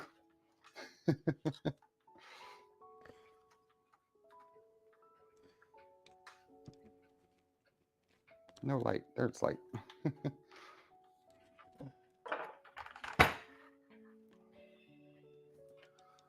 Okay.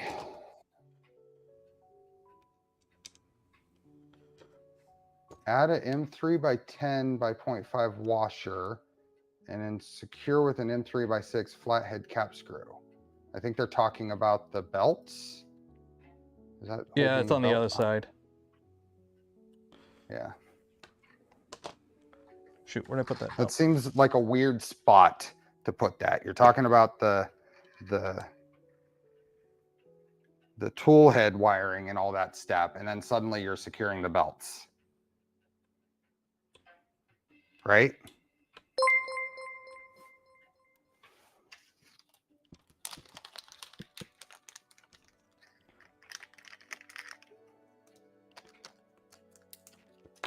I'm gonna put a zip tie on all these wires just to make sure they all stay together.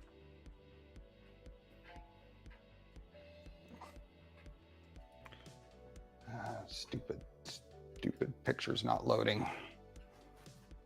Oh no. Did you secure the belts? Not yet. I'm finishing up the tool head. Or the, okay, there's that.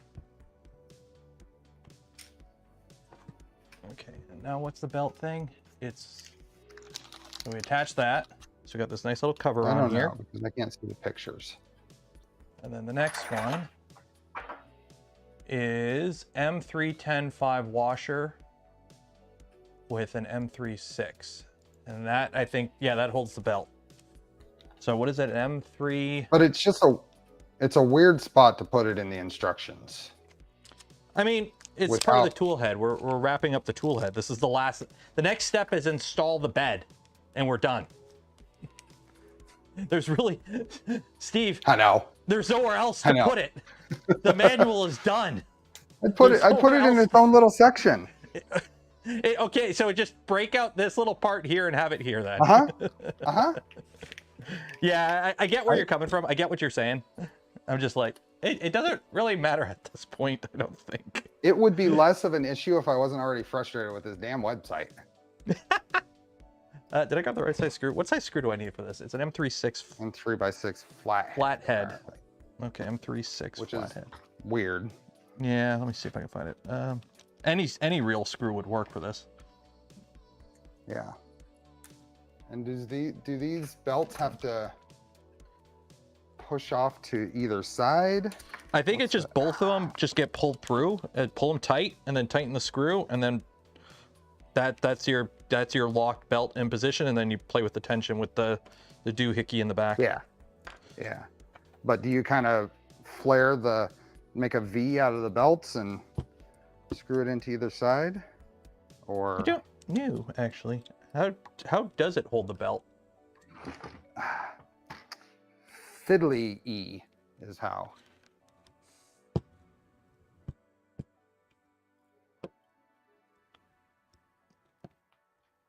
Why don't you want to go that way? What's going on here? There we go. Oh.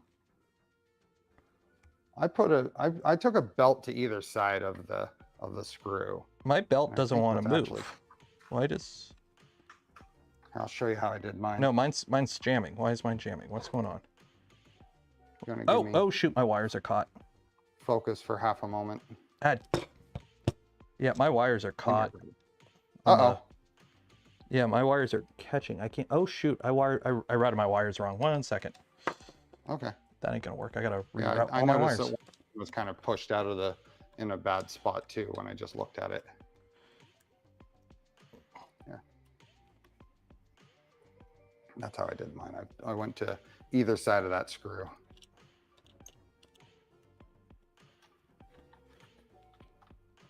So one of the kind of neat things, I guess, on this is one tension means that you don't have to worry about having even tension on two belts.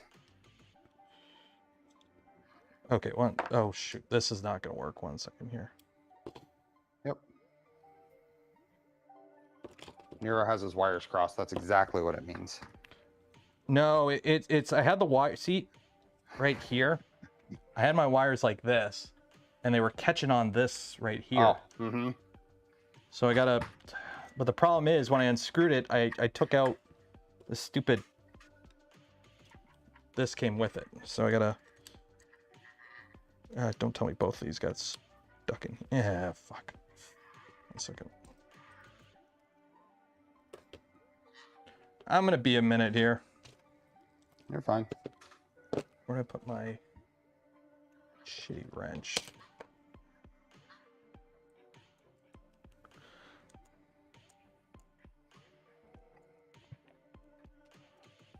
Okay, you're there. Oh, I got something I can tweak on mine. I think I've got a wire Okay.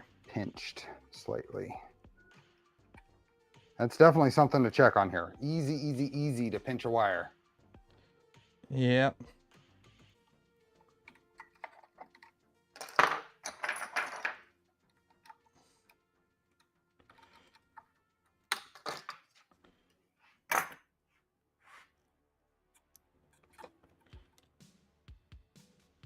Where is that supposed to go? Oh yeah. I'm supposed to go above here.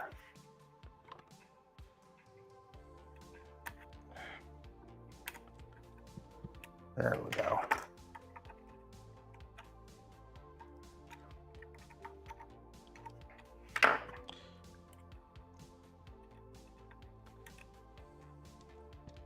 Yep. Now I'm not pinched. Yeah, we're gonna come out the top. There we go. Chance to take the lead and claim victory. Oh, I'm in the lead now. Oh, I'm losing connection, Steve. I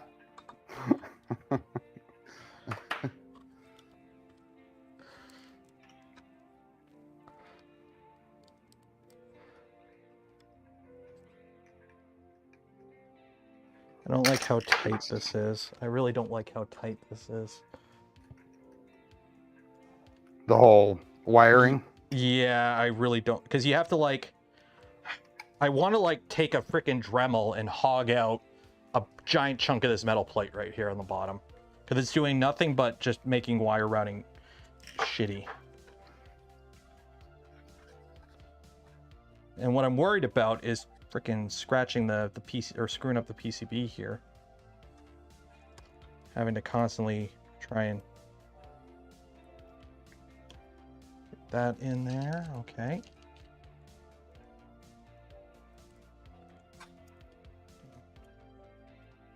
Okay.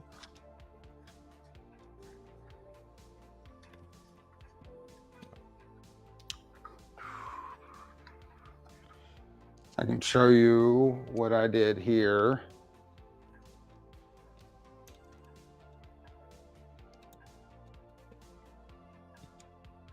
Okay, so that's that. Whoops. Oh, why isn't, oh yeah. And then on top, I went behind there.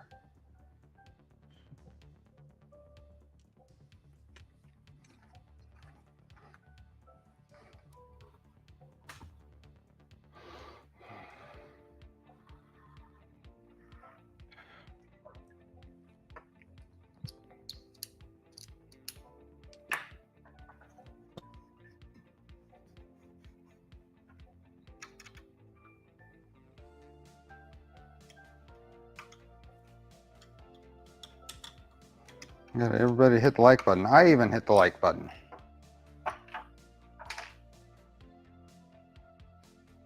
Yeah, these stupid fucking heater wires.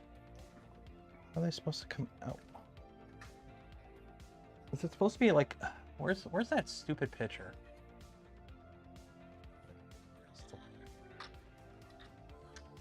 Oh, it's the picture that doesn't load. That's great. Here, I can show you here. 1 second. I'll just. That helps. Okay, they come out there. Okay, so I got to redo this. Okay, let's see. So I'm going to take this off. So the fan wires are okay. So these stupid PCB wires got to come out through a little itty bitty little gap in the bottom here. Mm-hmm. Yep. Itty bitty fiddly.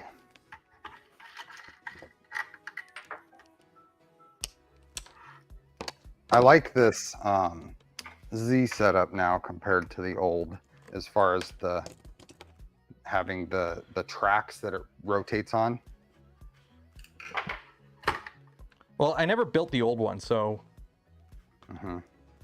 I haven't built one either. I just have the pre-assembled one. Yeah, that goes like that. That goes like that. Let's. Fuck me, come on.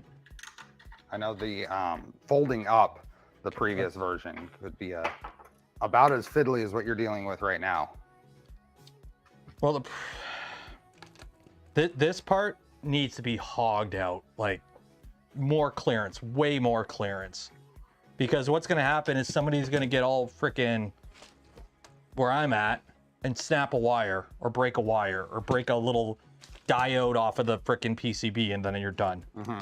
So that's the problem we're running into here, is it's so fiddly that it's making it way more of a trouble than it needs to, which is going to cause problems.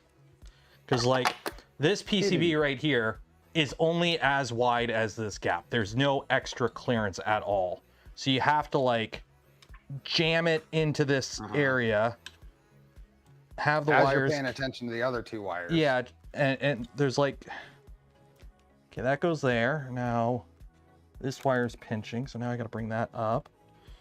That goes right about there. Now, am I pinching wires? Probably, because there's all kinds of little, on the back of the PCB, there's all kinds of little cutouts and whatnot, or little tabs and pins with solder that are sharp. And those can punch a hole in your wire. You don't want that. That's not even screwing in. Come on, get in your hole. Just get in your fucking hole. Come on. Yeah, you definitely need to pay attention to the details on this, Dead Bob, for sure.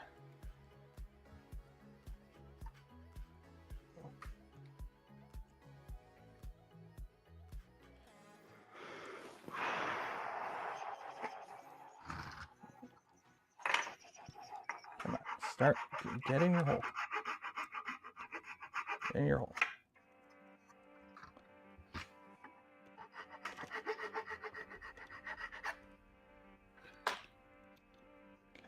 That's that. Good thing we're not going to use the IR sensor because you have a wire blocking it. We're still using the IR sensor. Yeah, we're still using the IR sensor. Like the Z thing just makes the initial Z a little bit more accurate because you have a more mechanical Z versus an IR, which drifts. So you're doing the Voron thing where you have a mechanical Z to do your actual offset, and then you have a something for the mesh. So. Let me just make sure we're clear, Nomad. We're using it for this setup, right? We use it for the mesh. We use the Z end stop still just for establishing your Z offset.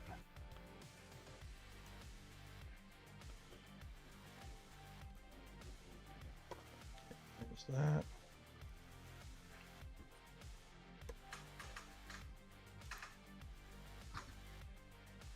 There we go. Okay, that's that. That's that.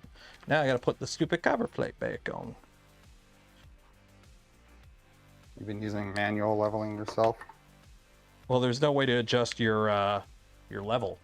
There's no way to level the bed on this, is there? The basic 3 points, actually 2 points that you're adjusting on the bed frame, I think will allow you to tweak your bed level. Oh, nice. I'll put this bed frame on.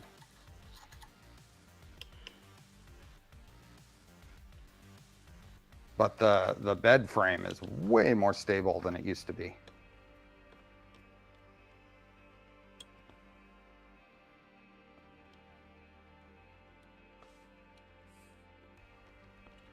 Okay, I think we're good.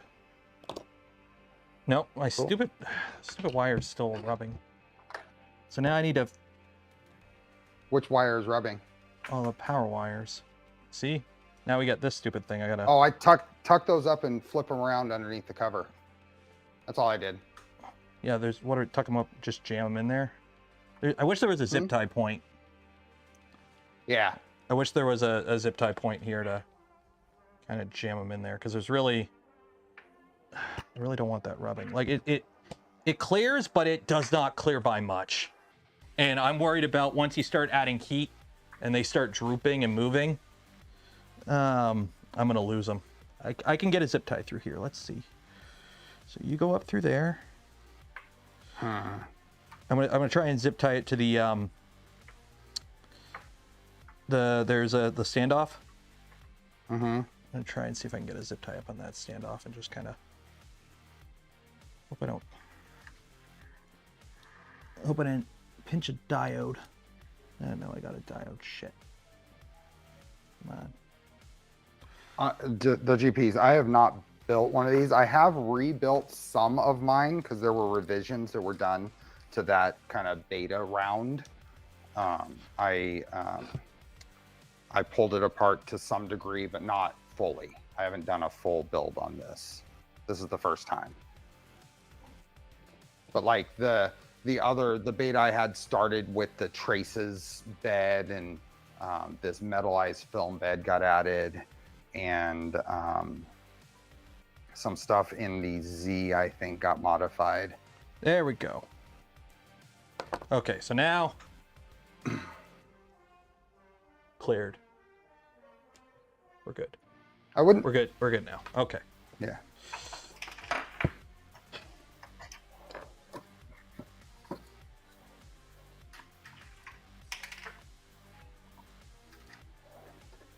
Okay. I think no matter what you do. Oh, now I gotta put that these stupid tab in. Okay, where's that M3 and washer? Oh yeah. So how does this hold it in? Does it just friction, or how does this hold in the belt? Here's what I did. You see the two belts coming off the side Oh, here? it's the big washer. Where's the big washer? Yeah, big washer going there, and I kind of split the belts that way. It tightened down it a little more flush into there instead of clamping down on both right away.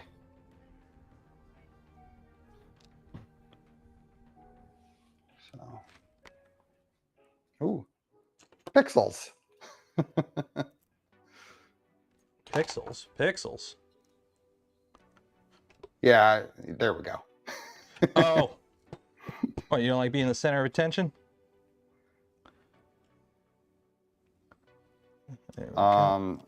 Sometimes. Not usually, though. Something I noticed is in Video Ninja, there's an extra little checkbox there that changes the invite link to enable 1080p.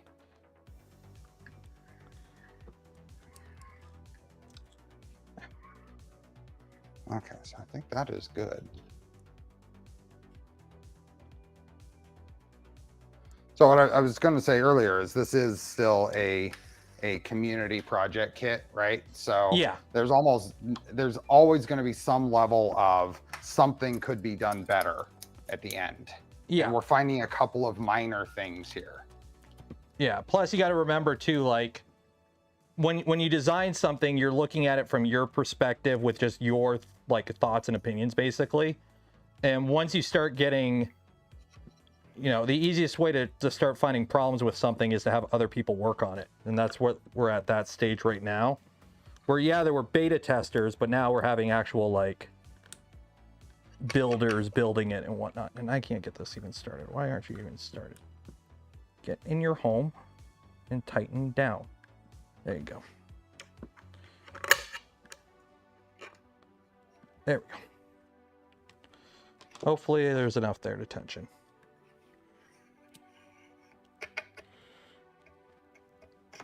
I put my glass bed on. And I put all kinds of fingerprints on it too. Oh, probably. It'll be fine. Where'd I put my tweezers?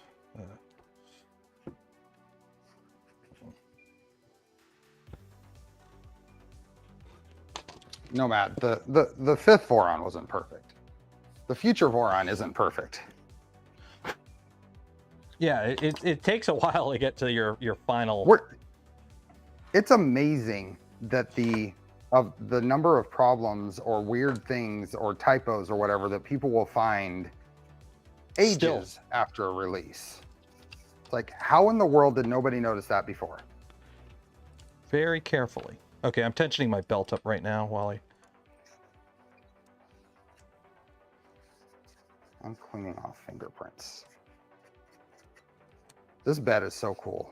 That is just the heated bed that you can see through. Okay, let me put my bed on. Okay, so that's that. So how does the bed install? You drop that on, you put the little tab in. Okay, so we get... Oh, it's over here. Okay, we get this. Only the Trident is perfect. There you go. Oh, is there film on the glass? They said, please remove the film. Oh, there is film. Is that film or is that... I don't want to pull something off that's the actual thing. Is there film on the glass here, Nomad? Remove the film on the glass bed before you install it.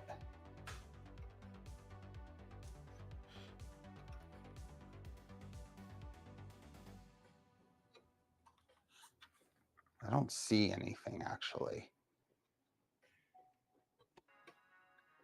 Oh. Okay, and then the bed. Yeah, I don't see anything. Yeah, sensor. I don't see anything on my bed either. Yeah. I don't want to be So pulling this off just... the metallized film either. Film is blue, you look good. Okay. So you might want to note that in the manual here. Because if someone's trying to peel, you can easily peel these little conductive strips. Does it just side. slide on? Does it just slide on? How does this work? You might have to tweak the little printed part on the side, move it, make sure that you're getting above the head of the screw. It's tight, but you have to kind of go up on the flat sides of those printed parts. Yeah. And above the head of the screw, but into that flat spot. There we go. Yeah. And that just slides in. Tighten those, I guess. The film is very obvious. Not sure why your bed doesn't have the film. I had a nice little plug that in. Little thin, soft microfiber cloth. That was covering it, but no film. And how you doing, Cameron?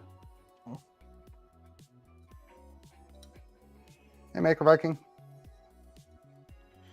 Okay, so it's gonna go all the way to the bottom. Okay. Okay. There goes that. And then we need the Toolhead board that plugs in like that. And then this plugs in like that. That's it. We're built. Yeah. And we attach that. Slide the bed I'm in. gonna take my little chamfering tool. Assembly complete. Huh? Assembly complete. We got an hour to go. Yeah, so we can get my little USB cable here.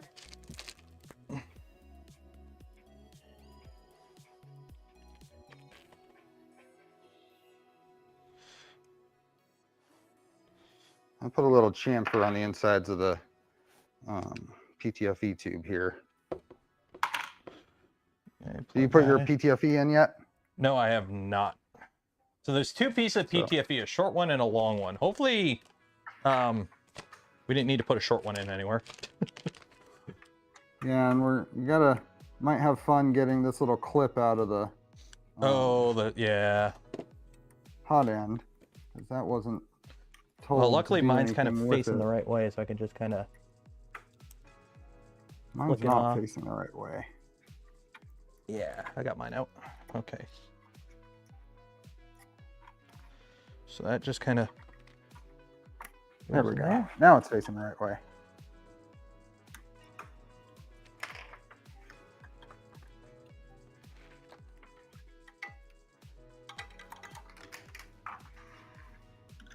Okay, so that's in. Loosen that screw. Put this guy in here. There we go. How far does that go in? There we go. All the way in.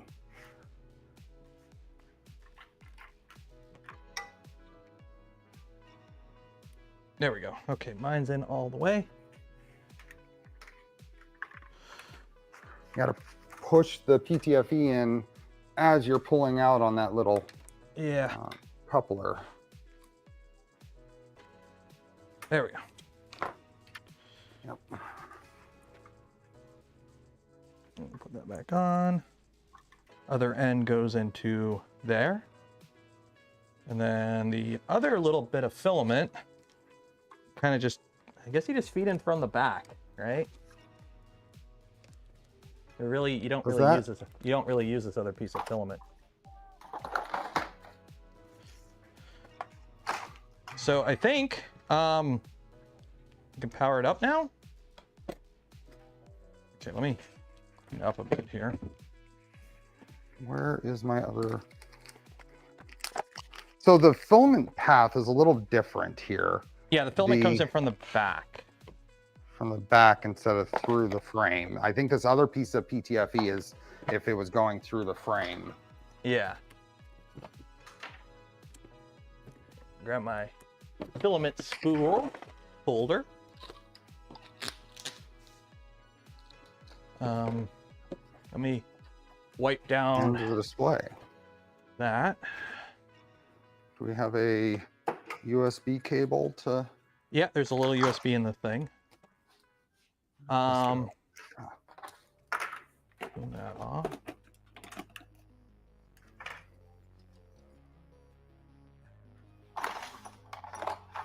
Where is my USB cable? Because we're gonna have to do some changes to the config because of the end stop stuff.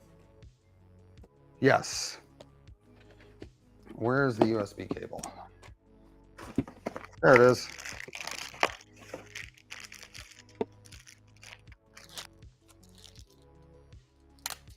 That. So plug the power brick in.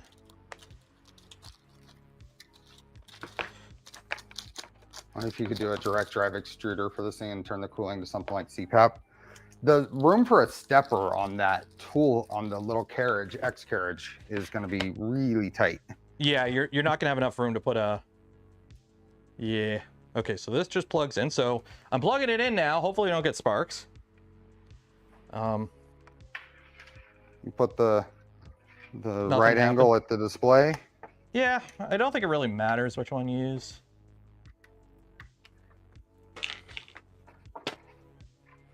Okay, let's get the mobile camera over. Head, mobile.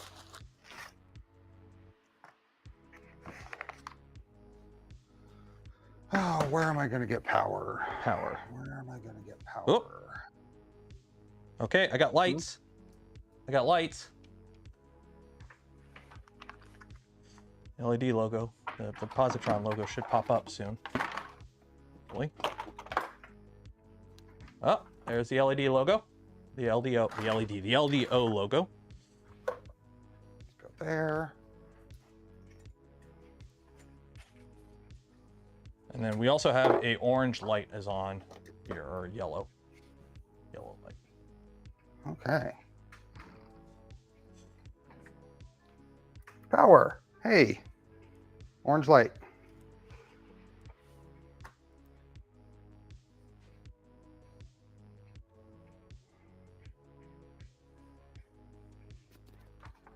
Okay, we're connected. So, menu, network. I gotta wait for it to find my Wi-Fi. Connect to my Wi-Fi. There we go. Okay. Okay, now I gotta type this in on my itty bitty screen.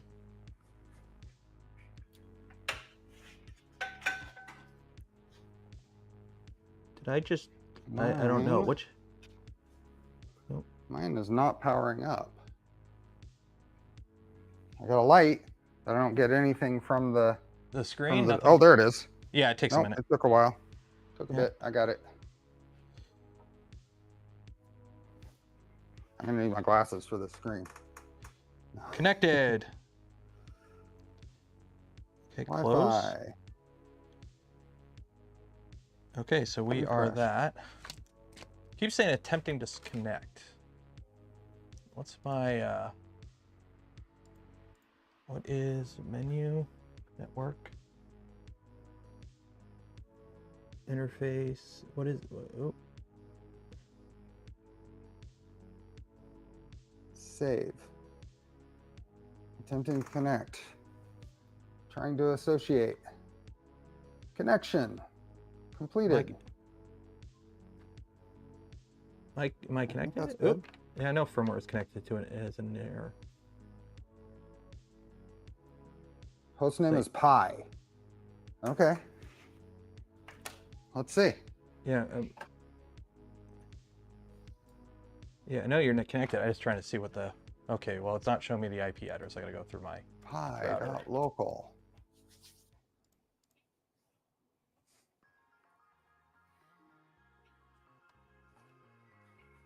So his host name is Pi. Yeah, it's just pi.local 109.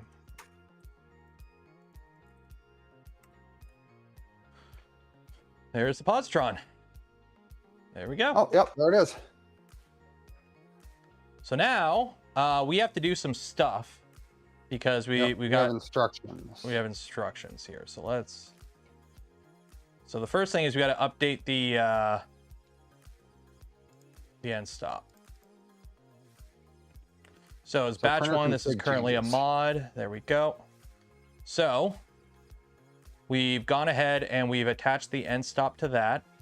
Okay, so we've got that there. We've moved that over. We've got it plugged in there. Okay, printer, set the following code in stepper Z.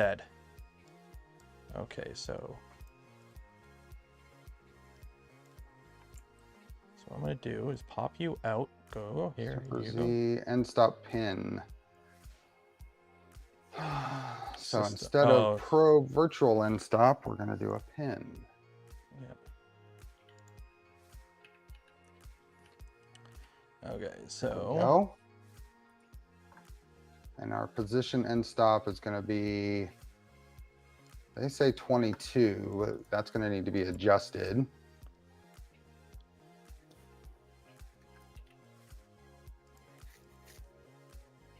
Where's position end stop? Is that in here? End stop pin position. What are you talking about there, Nomad? Nomad posted a link to fix the PTH issue. What's PTH?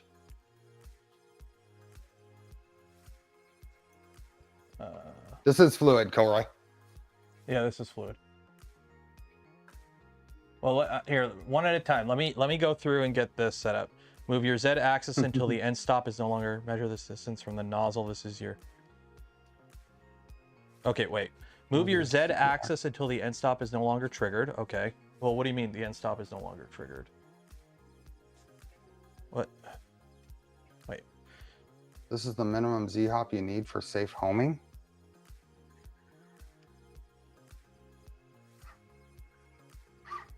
Safe set home. Okay, safe set home's not even enabled in here. Whoa. Oh, wow. So now that's annoying. Z hop 30. Okay. I just disconnected my.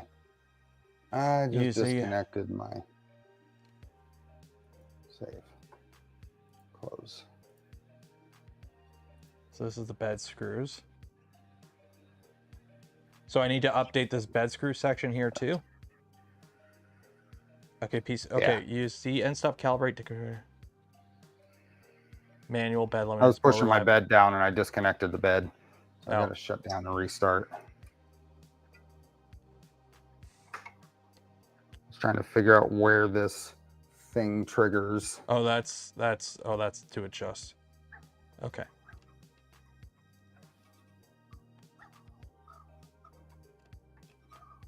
So save and restart. Okay. I think I'm running into the problem I was talking about. The end stop isn't actually triggering. Yeah, you can move that up and down. Enable the parse idle timeout.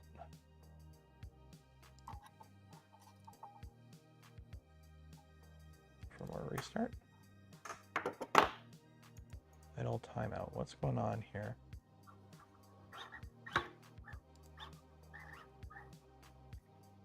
My idle timeout. Okay, 1 second here. Well, let me. Yeah, I'm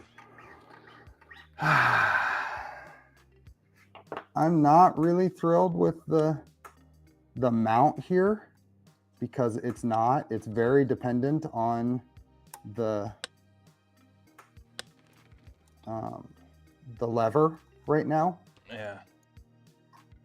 Here, let me turn this off and restart it. Maybe that'll. I will say, after using mainsail so much, going back to fluid, it's like, what? It's like it's close. Everything is exactly the same. It's just in different spots, and it's like, what? Okay. Okay, I got it to trigger now. Playing with the little lever on the switch.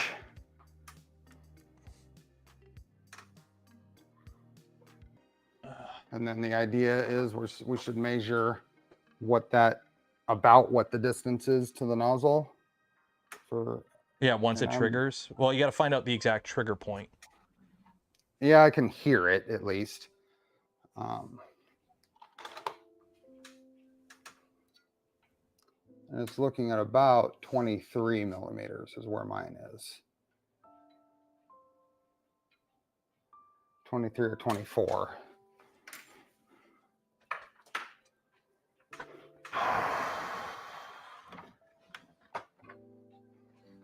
Okay, powering mine back up. What time are we at right now? 1:14. Clipper has encountered an error. I'm still getting an idle timeout error, and I don't know why. Idle timeout? From what? Yeah, just unable to parse section timeout in section idle timeout.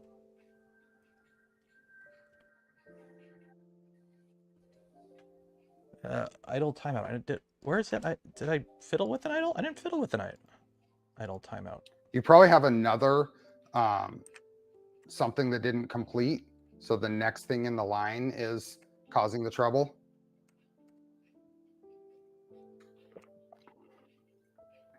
Where is that? Idle timeout in Extruder? That shouldn't be there. Wait, an Extruder? Isn't that where it was? I'm trying to read your screen, but I can't. Freaking mosquito. Oh, 1 second. I got idle timeout here.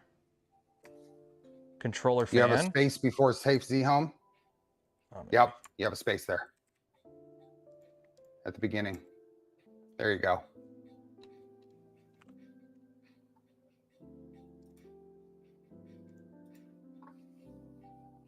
Homing override and safe set home cannot be used simultaneously. Well then, why is it telling me to have a safe set home section?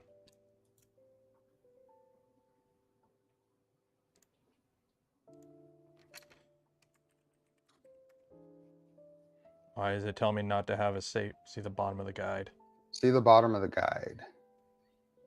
We've had one user have to calm out homing override. Okay. In sensorless homing pv3.config. So include. But I think we need a little more. Yeah, that's not a little how more you time do this. on this config. Yeah, that's not right. So am I getting rid of this whole section here? Am I dropping that to completely uncomment that section?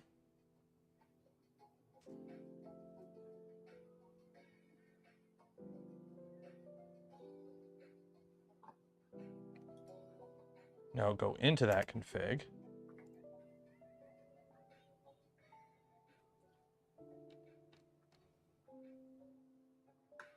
Okay. So I don't use safe set home at all in here. So I turn off safe set home in here.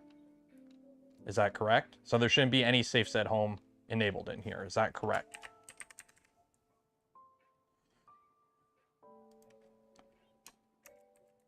Okay, so I'm not doing safe set home. No, you're fine in print. Oh.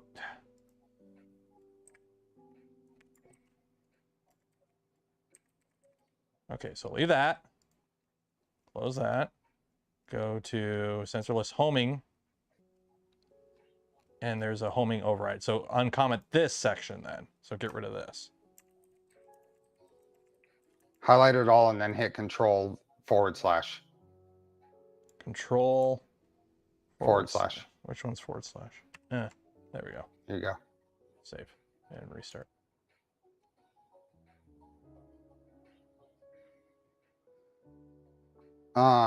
Nomad, you have a bunch of bed screws locations in this little wiki that are different from what are in the config. Is that intentional?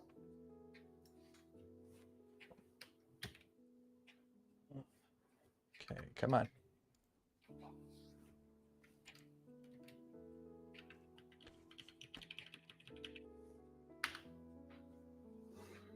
Come on.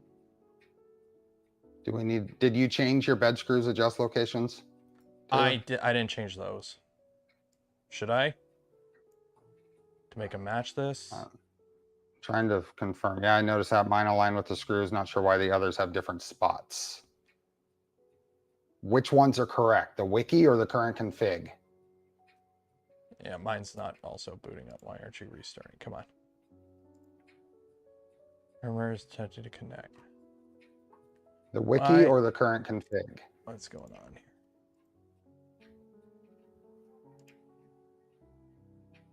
Printer is not ready. Why aren't you connecting?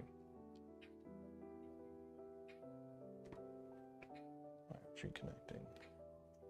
I'm waiting for an answer from Nomad on this. Try with the I don't like having things that are very different because one of them is very wrong. Yeah. And I don't want to just try it with the wrong one because we're just going to run down a troubleshooting path at that point.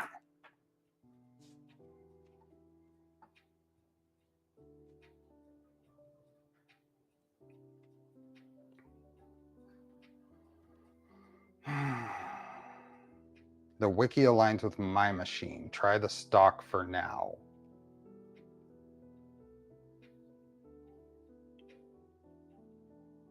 Are you getting an error or are you good?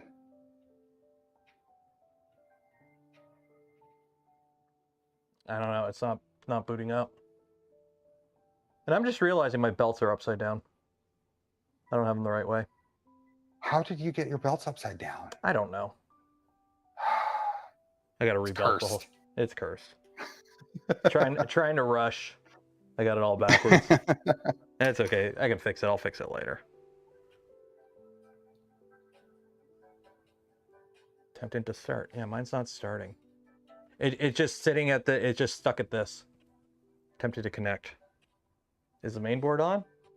I'm assuming so. Like I can't see. That's the problem. Try powering. Just do a power cycle. I just did.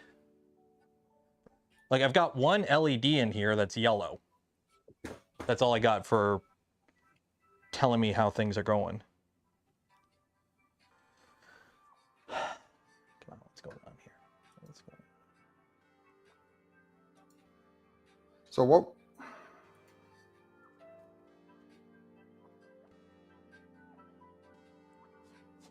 Can I ping it? That doesn't work that way.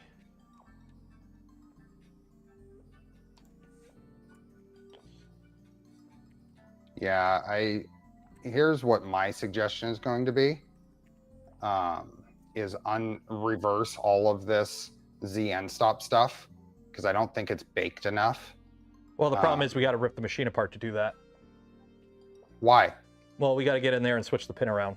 So we got to open it up at least. Because they have the jumper. No, because it'll just ignore that output. We're not using it. We won't be using it. We won't have to change it. Yeah. Okay. Well, I can't even get my machine to talk to itself right now, so. That's what I'm wondering, if there's something else in the config that... Is yours connecting? Yeah. Oh, no. Here we go. MCU PTH unable to connect. What is MCU PTH?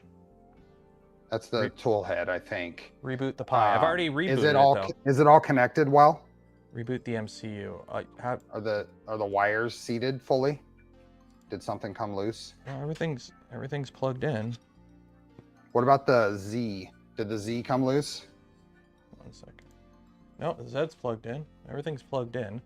Okay, 1 second here. Gnome bugs. So 1 second. I'm gonna try homing mine. Turn off your printer and unplug the toolhead board from the main board. Okay, so turn off your printer. Unplug the toolhead board from the main board. Okay. So unplug that.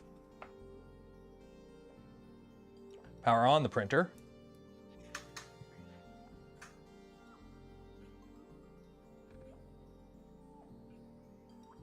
Okay, 1 second. Oh, so I gotta go through and make sure all this is good. Mine just homed. There you go. Congratulations.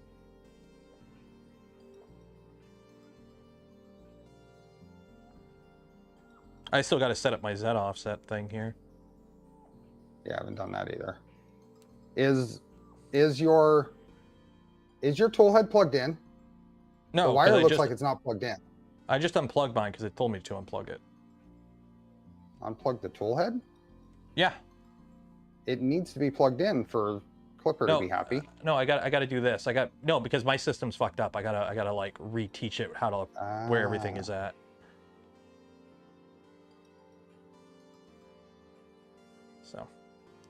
So okay, power on the printer. Connect to Clipper interface with your printer. Cool.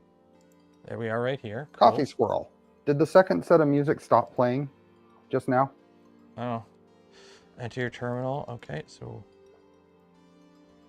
terminal. Raspberry. Okay.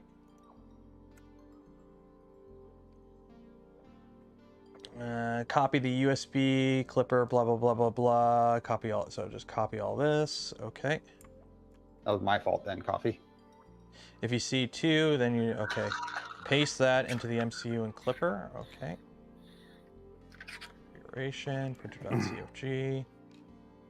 CMCU section.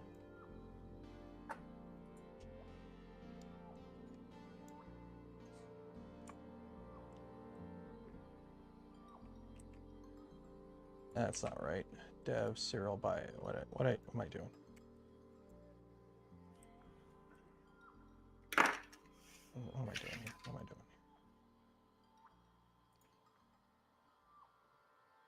Just the USB part? Okay.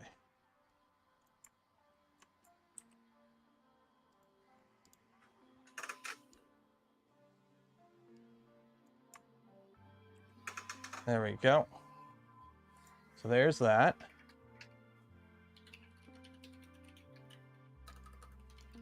Okay. Then paste that, power off the printer and plug in the toolhead board. And then run that again. Okay. So save that. Turn it off. Plug in the toolhead board. Turn it back on. And then we got to do this again. Yeah, the issue's with the serials. So how did I belt my entire thing up backwards? I don't know, whatever.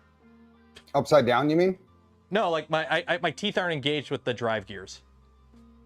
Yeah, I'm completely backwards. Yeah, I'm smooth side in. I mean, it won't be too hard to fix. I just got to take apart the whole fucking thing again, but it is what it is. I'm just realizing now.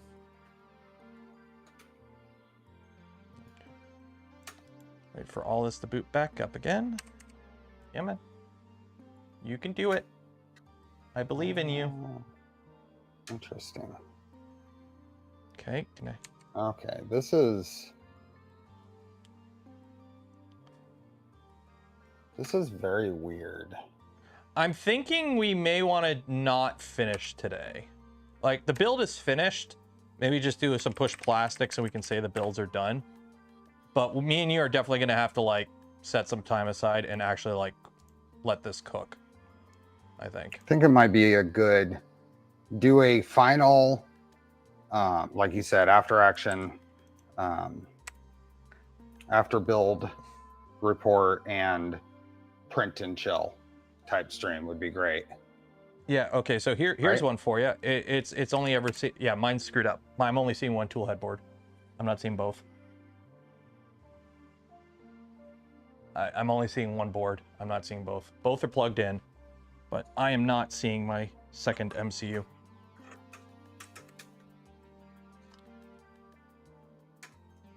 That's not good. That's not good. Okay, yeah, I got some questions for the team as well on this. Try that. So Try that.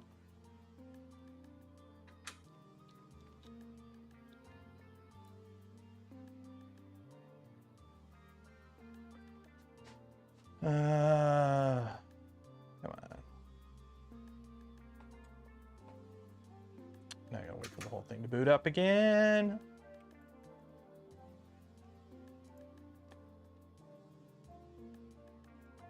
So don't forget, we are going to be, we are calling this end final build because this is built now. So we are going to be doing the giveaway for a POSITRON kit. Use that, Wayne. But that's not what the manual told me to do. I'm following the guide.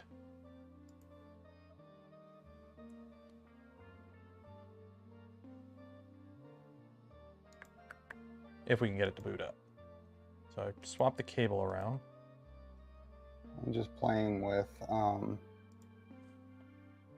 trying to look at bed screw adjust. Use by ID, not path in the printer.cfg. Oh. 1 second. Well, see you, Nomad. Thank you. The bigger problem I'm trying to go catch right now is the fact that I'm not getting both MCUs. Because right now, it's just showing one MCU. So regardless, I can delete the whole printer.cfg right now. It won't change a damn thing because it's only seeing one of the two brains. So it's not going anywhere. The car ain't weird starting. Because it worked at first, right? No, it never worked. It went right. I've been getting this error since I first booted it up.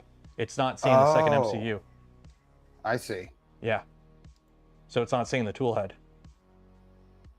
LS serial by ID. Is there any, do you think, is there any way you have a wire pushing like the boot button or anything? I don't know. Like, let me take this cover off. Like, try taking just that cover off and you'll want to shut it down before you unplug that. Yeah. Oh, it's already unplugged. Never mind. Well, it is. Right. Okay, let's see. Let's see what we got.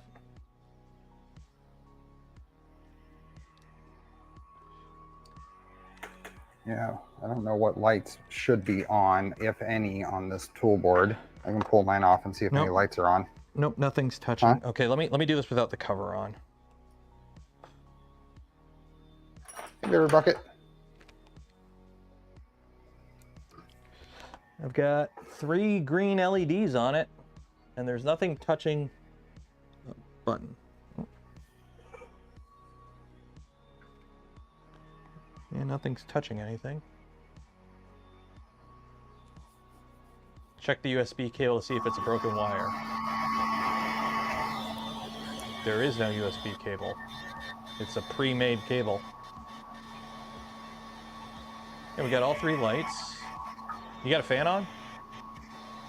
I have a fan going somewhere.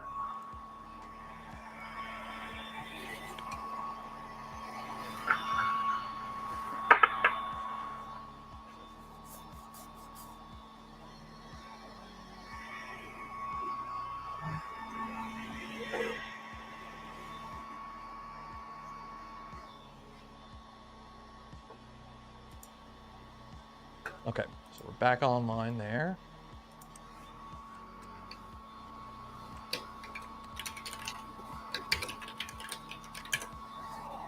No, wait.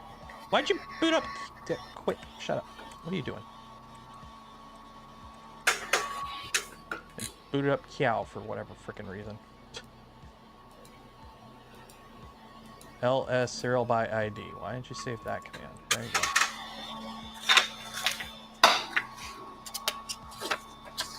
No, come on.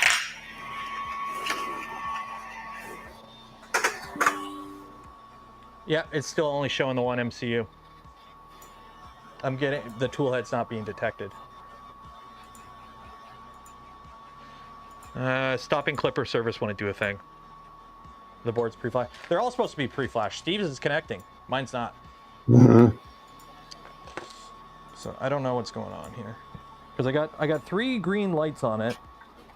3.3 volt, 24 volt, and LED 6 is on. Nothing is pushing a button.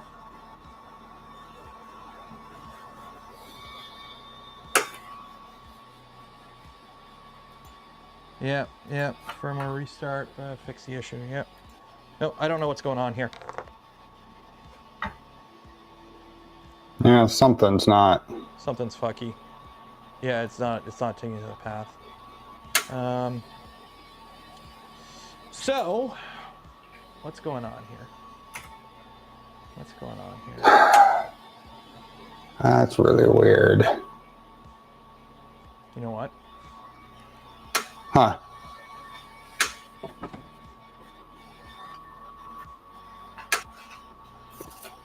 You know what? What? Hopefully the firmware didn't change too much between the older version and the new version. Oh, there you go. You get a different toolhead board on there? I got one. Considering it's about, what, 5 months old now? No, it's a completely different board. I don't think. Maybe it'll work. Let's see. Maybe it'll work. So I think we would be best served, just looking at what I'm seeing with my printer that seems to be working, but I'm running into some interesting things in trying to set it up. I think we'd be best served to learn a little bit more about this and come back with an after action, figure out what's going on with yours, figure out what the weird things, the quirks are with getting this, the Z offset. I'm seeing some weird things with Z offset even. So I think we need to talk to the team and see what's going on. I got to rebuild all mine. And it's actually going to be really cool because I'm going to take mine to open source and we're going to have Nomad there. Yeah, and then just copy and paste the entire config and send it to me. Yes. Because that'll be the new baked config. And then we'll come back, you and I'll have another stream to actually print and have yours running.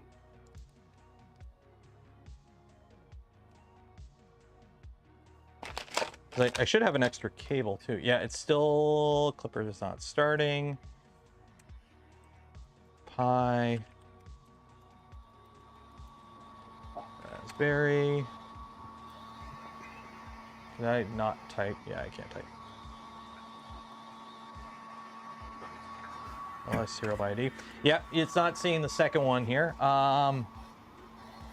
Let's try a different cable. Let's try a different cable. Positron kit, bad cable. Is it a bad cable? What are you trying for the different cable for the toolhead? Yeah. Yeah. It's a pre-made cable, so I highly doubt it's the cable, but there's always a chance. I am going to take it there and rub Nero's nose in it. Yep.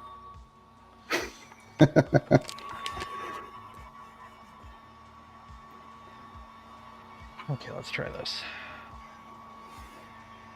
See, what I'm worried about, there's a different LED on that one. On the one I grabbed out of the box, only 2 of the green LEDs light up. On this one, I get the one that's already in the machine, I get 3 LEDs. C7, which is or LED 6, but I think that's just a on boot kind of LED.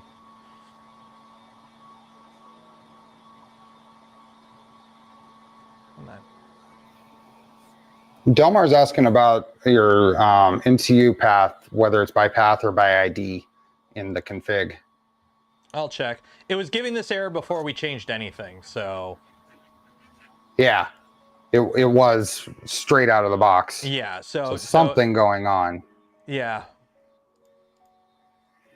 Like, even like, again, I could delete the entire .printer.cfg and it wouldn't, like, we're not even getting to the printer.cfg yet. It's not even loading that part yet because it's not even connecting.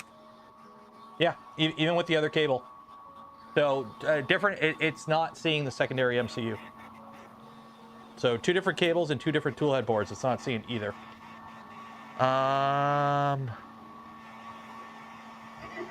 Shit. So why aren't you talking? Why aren't you talking? I don't know. We're going to call it there, though. I'm not going to dive into fiddling, trying to fix it right now. I'm going to do a quick... There's no point. We'll do the giveaway. Give me focus real quick before you do a giveaway. We'll do a quick... Let's home it all. Let's just do a home it all. Does USB? No, it doesn't. There you go. Yours is working. Yeah, there's some things I have questions on.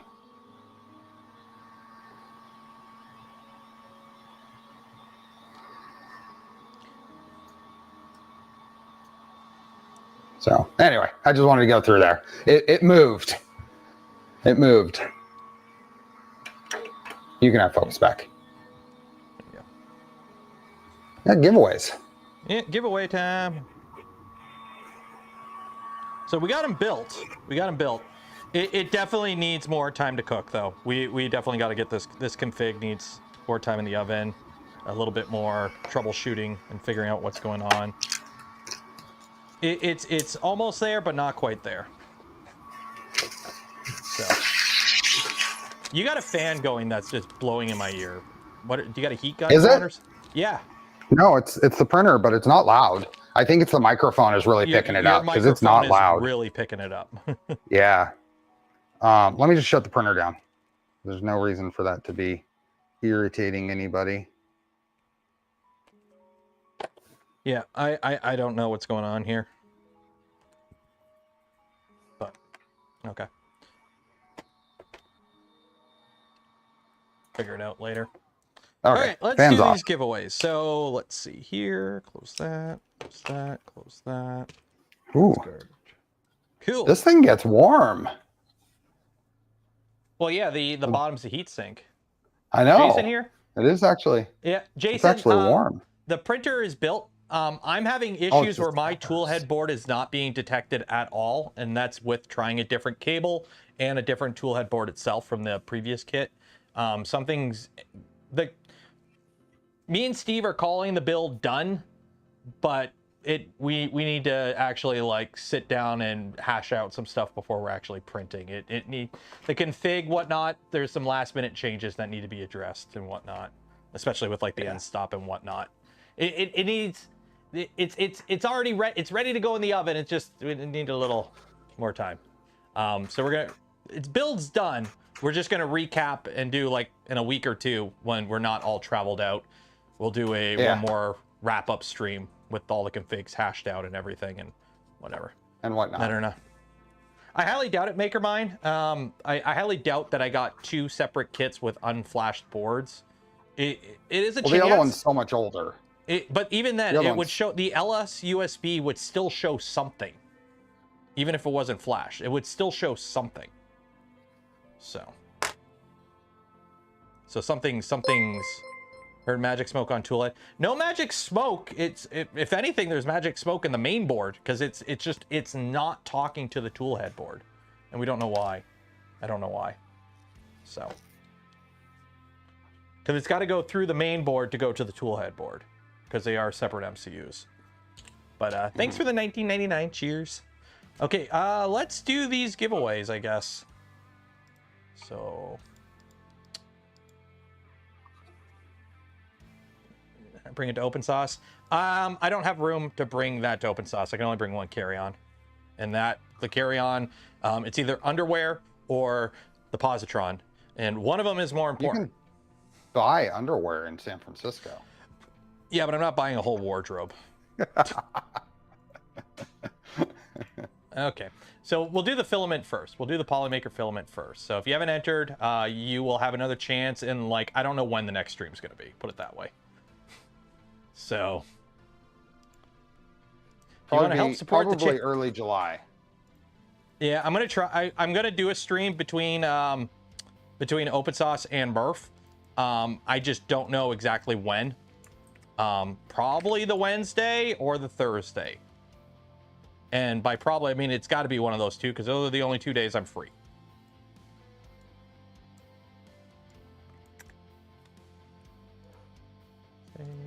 But yeah, you and I can recap this when Yeah. we're both back from traveling. Yeah, we'll off stream, me and you will hash this out. Yeah. Get it working properly, and yeah, and if I need to, I can take another day. yeah. Let's do this one.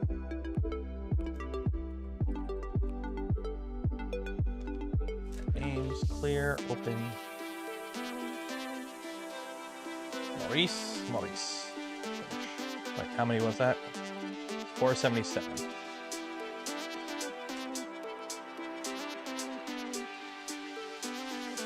Okay.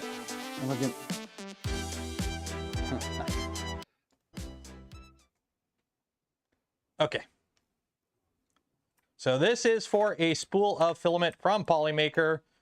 Winner gets it. Good luck.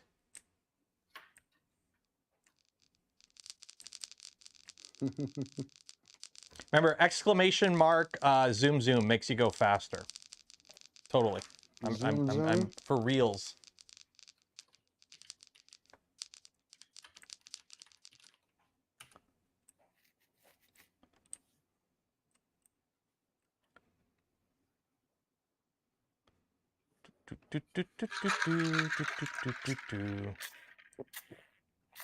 Oh, who's in the lead? E&R. Oh, it's gonna be close. It's gonna be close. Oh, E&R is in the lead. Oh, I think they might have it. How does this work? I don't know how this works. Go Ian. Ian won. Oh, it's a splat. Ian R won. Congratulations, Ian R. Congrats. Womp womp. Look at all the people falling. Okay. Wait, Dougal? Oh, you can get knocked off. You get knocked off. Oh, shit. Oh. Oh, shit. Dougal's in the lead. Oh, it's whoever's closest to the middle. That's what it is. It's whoever's closest to the middle, I think. Yeah, it's whoever's closest to the middle, I think. Yeah, Dougal. Dougal's the closest to the middle. Uh-oh. Oh, okay. So it's whoever was closest to the middle. So that's Dougal. I think that's it. Dougal. Congratulations, Dougal. It wasn't a race. I thought it was a race. Okay, whatever. Dougal won. Everyone golf claps for Dougal. And if for whatever reason you want to know where you finished, there you go. Going DH. You came in dead last. Okay. So let's do that one. So that was the filament. So that's Dougal. So let me, Dougal. Are you one of one? You better be one of one. You are one of one. Good job, Dougal. So congratulations, Dougal. Okay, so the next one here is for a positron kit. Remember, this was open limited regions. So Canada, US, Mexico, EU, UK, and Aussie land. So if you are not part of those regions, that sucks. Well, hopefully you didn't enter, because if you entered, you're not going to win, because Jason won't be able to send it to you. File, save. Okay. So let's go back to the race menu.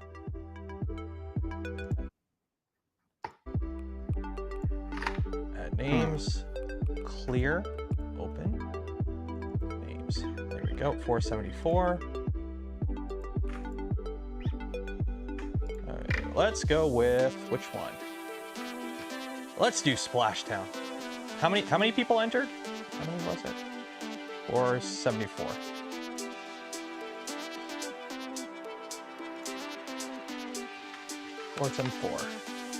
Bots, play.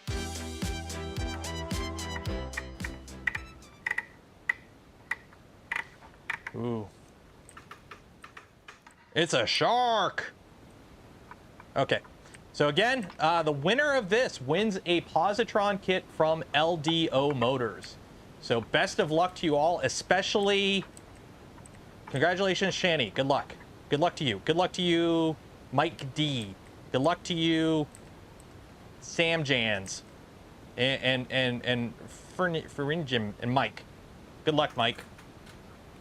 I believe in you. Good luck.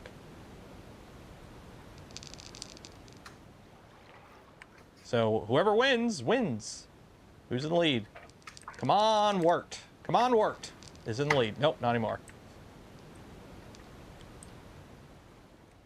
Ooh, ooh, ooh, ooh. So is it going to be the shark people or the octopus people that win? Oh, oh, Chris Wood. Where's Chris Wood? Oh, you're all stuck in the water. Hurry up! Hurry up, Chris. They're catching... Oh, no. Somebody else is catching up. Oh, these guys are moving now. Oh, no. Chris is back in the lead. You would think you would go... Come on. Exclamation mark, zoom, zoom. Makes you go faster, Chris. Come on. You better be spamming that shit. Everyone's catching up on you. Oh, you got people in this.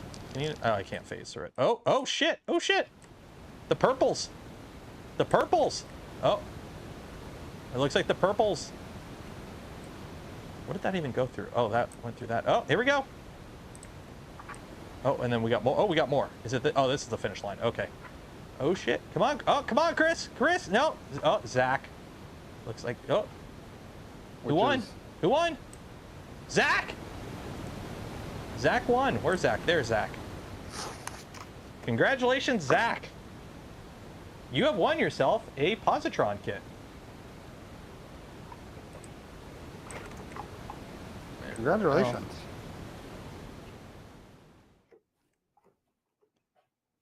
Oh. Chad, not being very Chad, is going to get burned to a crisp because it's taking forever. Come on, Chad. We're waiting on you, Chad. We can't go home. Zach can't get his positron until you finish, Chad. You're not being very Chad, Chad. Come on, Chad. What's taking so long, Chad? Chad. Chad, come on. Oh, you got incinerated. Oh, well, that's what you get, Chad. Okay, so congratulations to Zach. Awesome. That person not finished. Okay. Yeah, Milan, they deleted Milan at the last second. Okay. So if you're curious, DNR at the end. Yeah, DNR right at the end. So yeah. Or no, ENR. Yeah, so Zach won. Congratulations, Zach. Race menu. So you will get an email from me after the stream ends from Jason, because I don't want to know where you live. Let me just make sure there's only one. No, not Zach. Zach. There we go, Zach. 1 of 1. So congratulations. You will get an email from Jason some point after the stream ending today. Today, tomorrow. I don't know when. But you'll get an email with information on how to get your POSITRON kit. So congratulations. Woo! Awesome. So congratulations to the winner of the POLYMAKER filament and the POSITRON kit. So yeah, I think that's about it. We got 9 minutes here, but might as well end it a little bit early. So yeah, we got this built. Yep. That was really quick. That went really quick. Stream. So what, we had 2 3-hour streams and a 4-hour stream. So what, 3, 6, and 10 it hours. was 2 hours into this one we had it built. Yeah, so it's a 10-hour build. It's a sub 10-hour build if you're not, streaming and whatnot. You're interacting with chat. Yeah, so there is a little funkiness with the configuration stuff. Me and Steve are going to have to work on some... I got to figure out why my toolhead ain't talking. Yeah. That's a little concerning on my end, because I'm hoping it's not something serious like, oh, my main board's fucked. And I got to redo my belt. We need to make sure when we come back and recap, we actually pack it down into the box. Well, you can do that right now. You can do that right now. Like, so for those following at home, I need a box of filament. Let me grab a POLYMAKER box of filament. So for those following at home, we got literally, I grabbed it. It's a fresh box of POLYMAKER filament. Here's the filament. What you can do is this, because it all unplugs. You, how does this work? You take that out. So you take the bed out, take this out.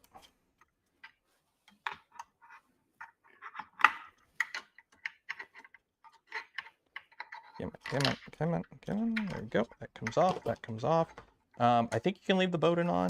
That goes like there. You undo this. You loosen that. Undo. It's not in the back. This folds down. There's like a. I think this has to come to the top. There's supposed to be a way to put this bed frame in sandwiched in here too. Yeah, it's not quite going down. Yeah. I'm not sure. Yeah, my front tab, it doesn't. The Z carriage has a specific spot. So I figured it out. On the back of the Z extrusion are those two white arrows. You want the top of the Z carriage to be at that top white arrow. You see what I mean? Yeah, the planetary gear Z makes it kind of tough to move manually. Okay, so you want it at the top? The top of that to be at the white arrow, the top white arrow. And then it'll drop into that little wide spot. Oh, I see. There's like a little slot. Yeah. Okay, so that goes like that. That goes like that. But theoretically, the bed frame is supposed to fold in there too, but I don't know exactly if it still does or not. Maybe it comes from the other side. Yeah, and then like this kind of goes in there. I think you can like. I don't think it does anymore. There's like a whole thing, and then the bowden tube can just kind of that. But it does like, it does kind of fit in there. See, it does fit in the filament box. You just have to like, okay, so without this, it does fit in the filament box still. There you go. There you go. So this is a printer. This is the positron minus the bed. It does fit the rest of it if you transform it and you take the time. But and then for the setup, that snaps in there. Put that there. Put your knob in there. Tighten the knob. That goes there. You plug your stuff back in. You know, it's not working on mine. I can point to doing it. That goes there. That goes there. That goes there. Connect that back in. The tensioner. And put your bed back in.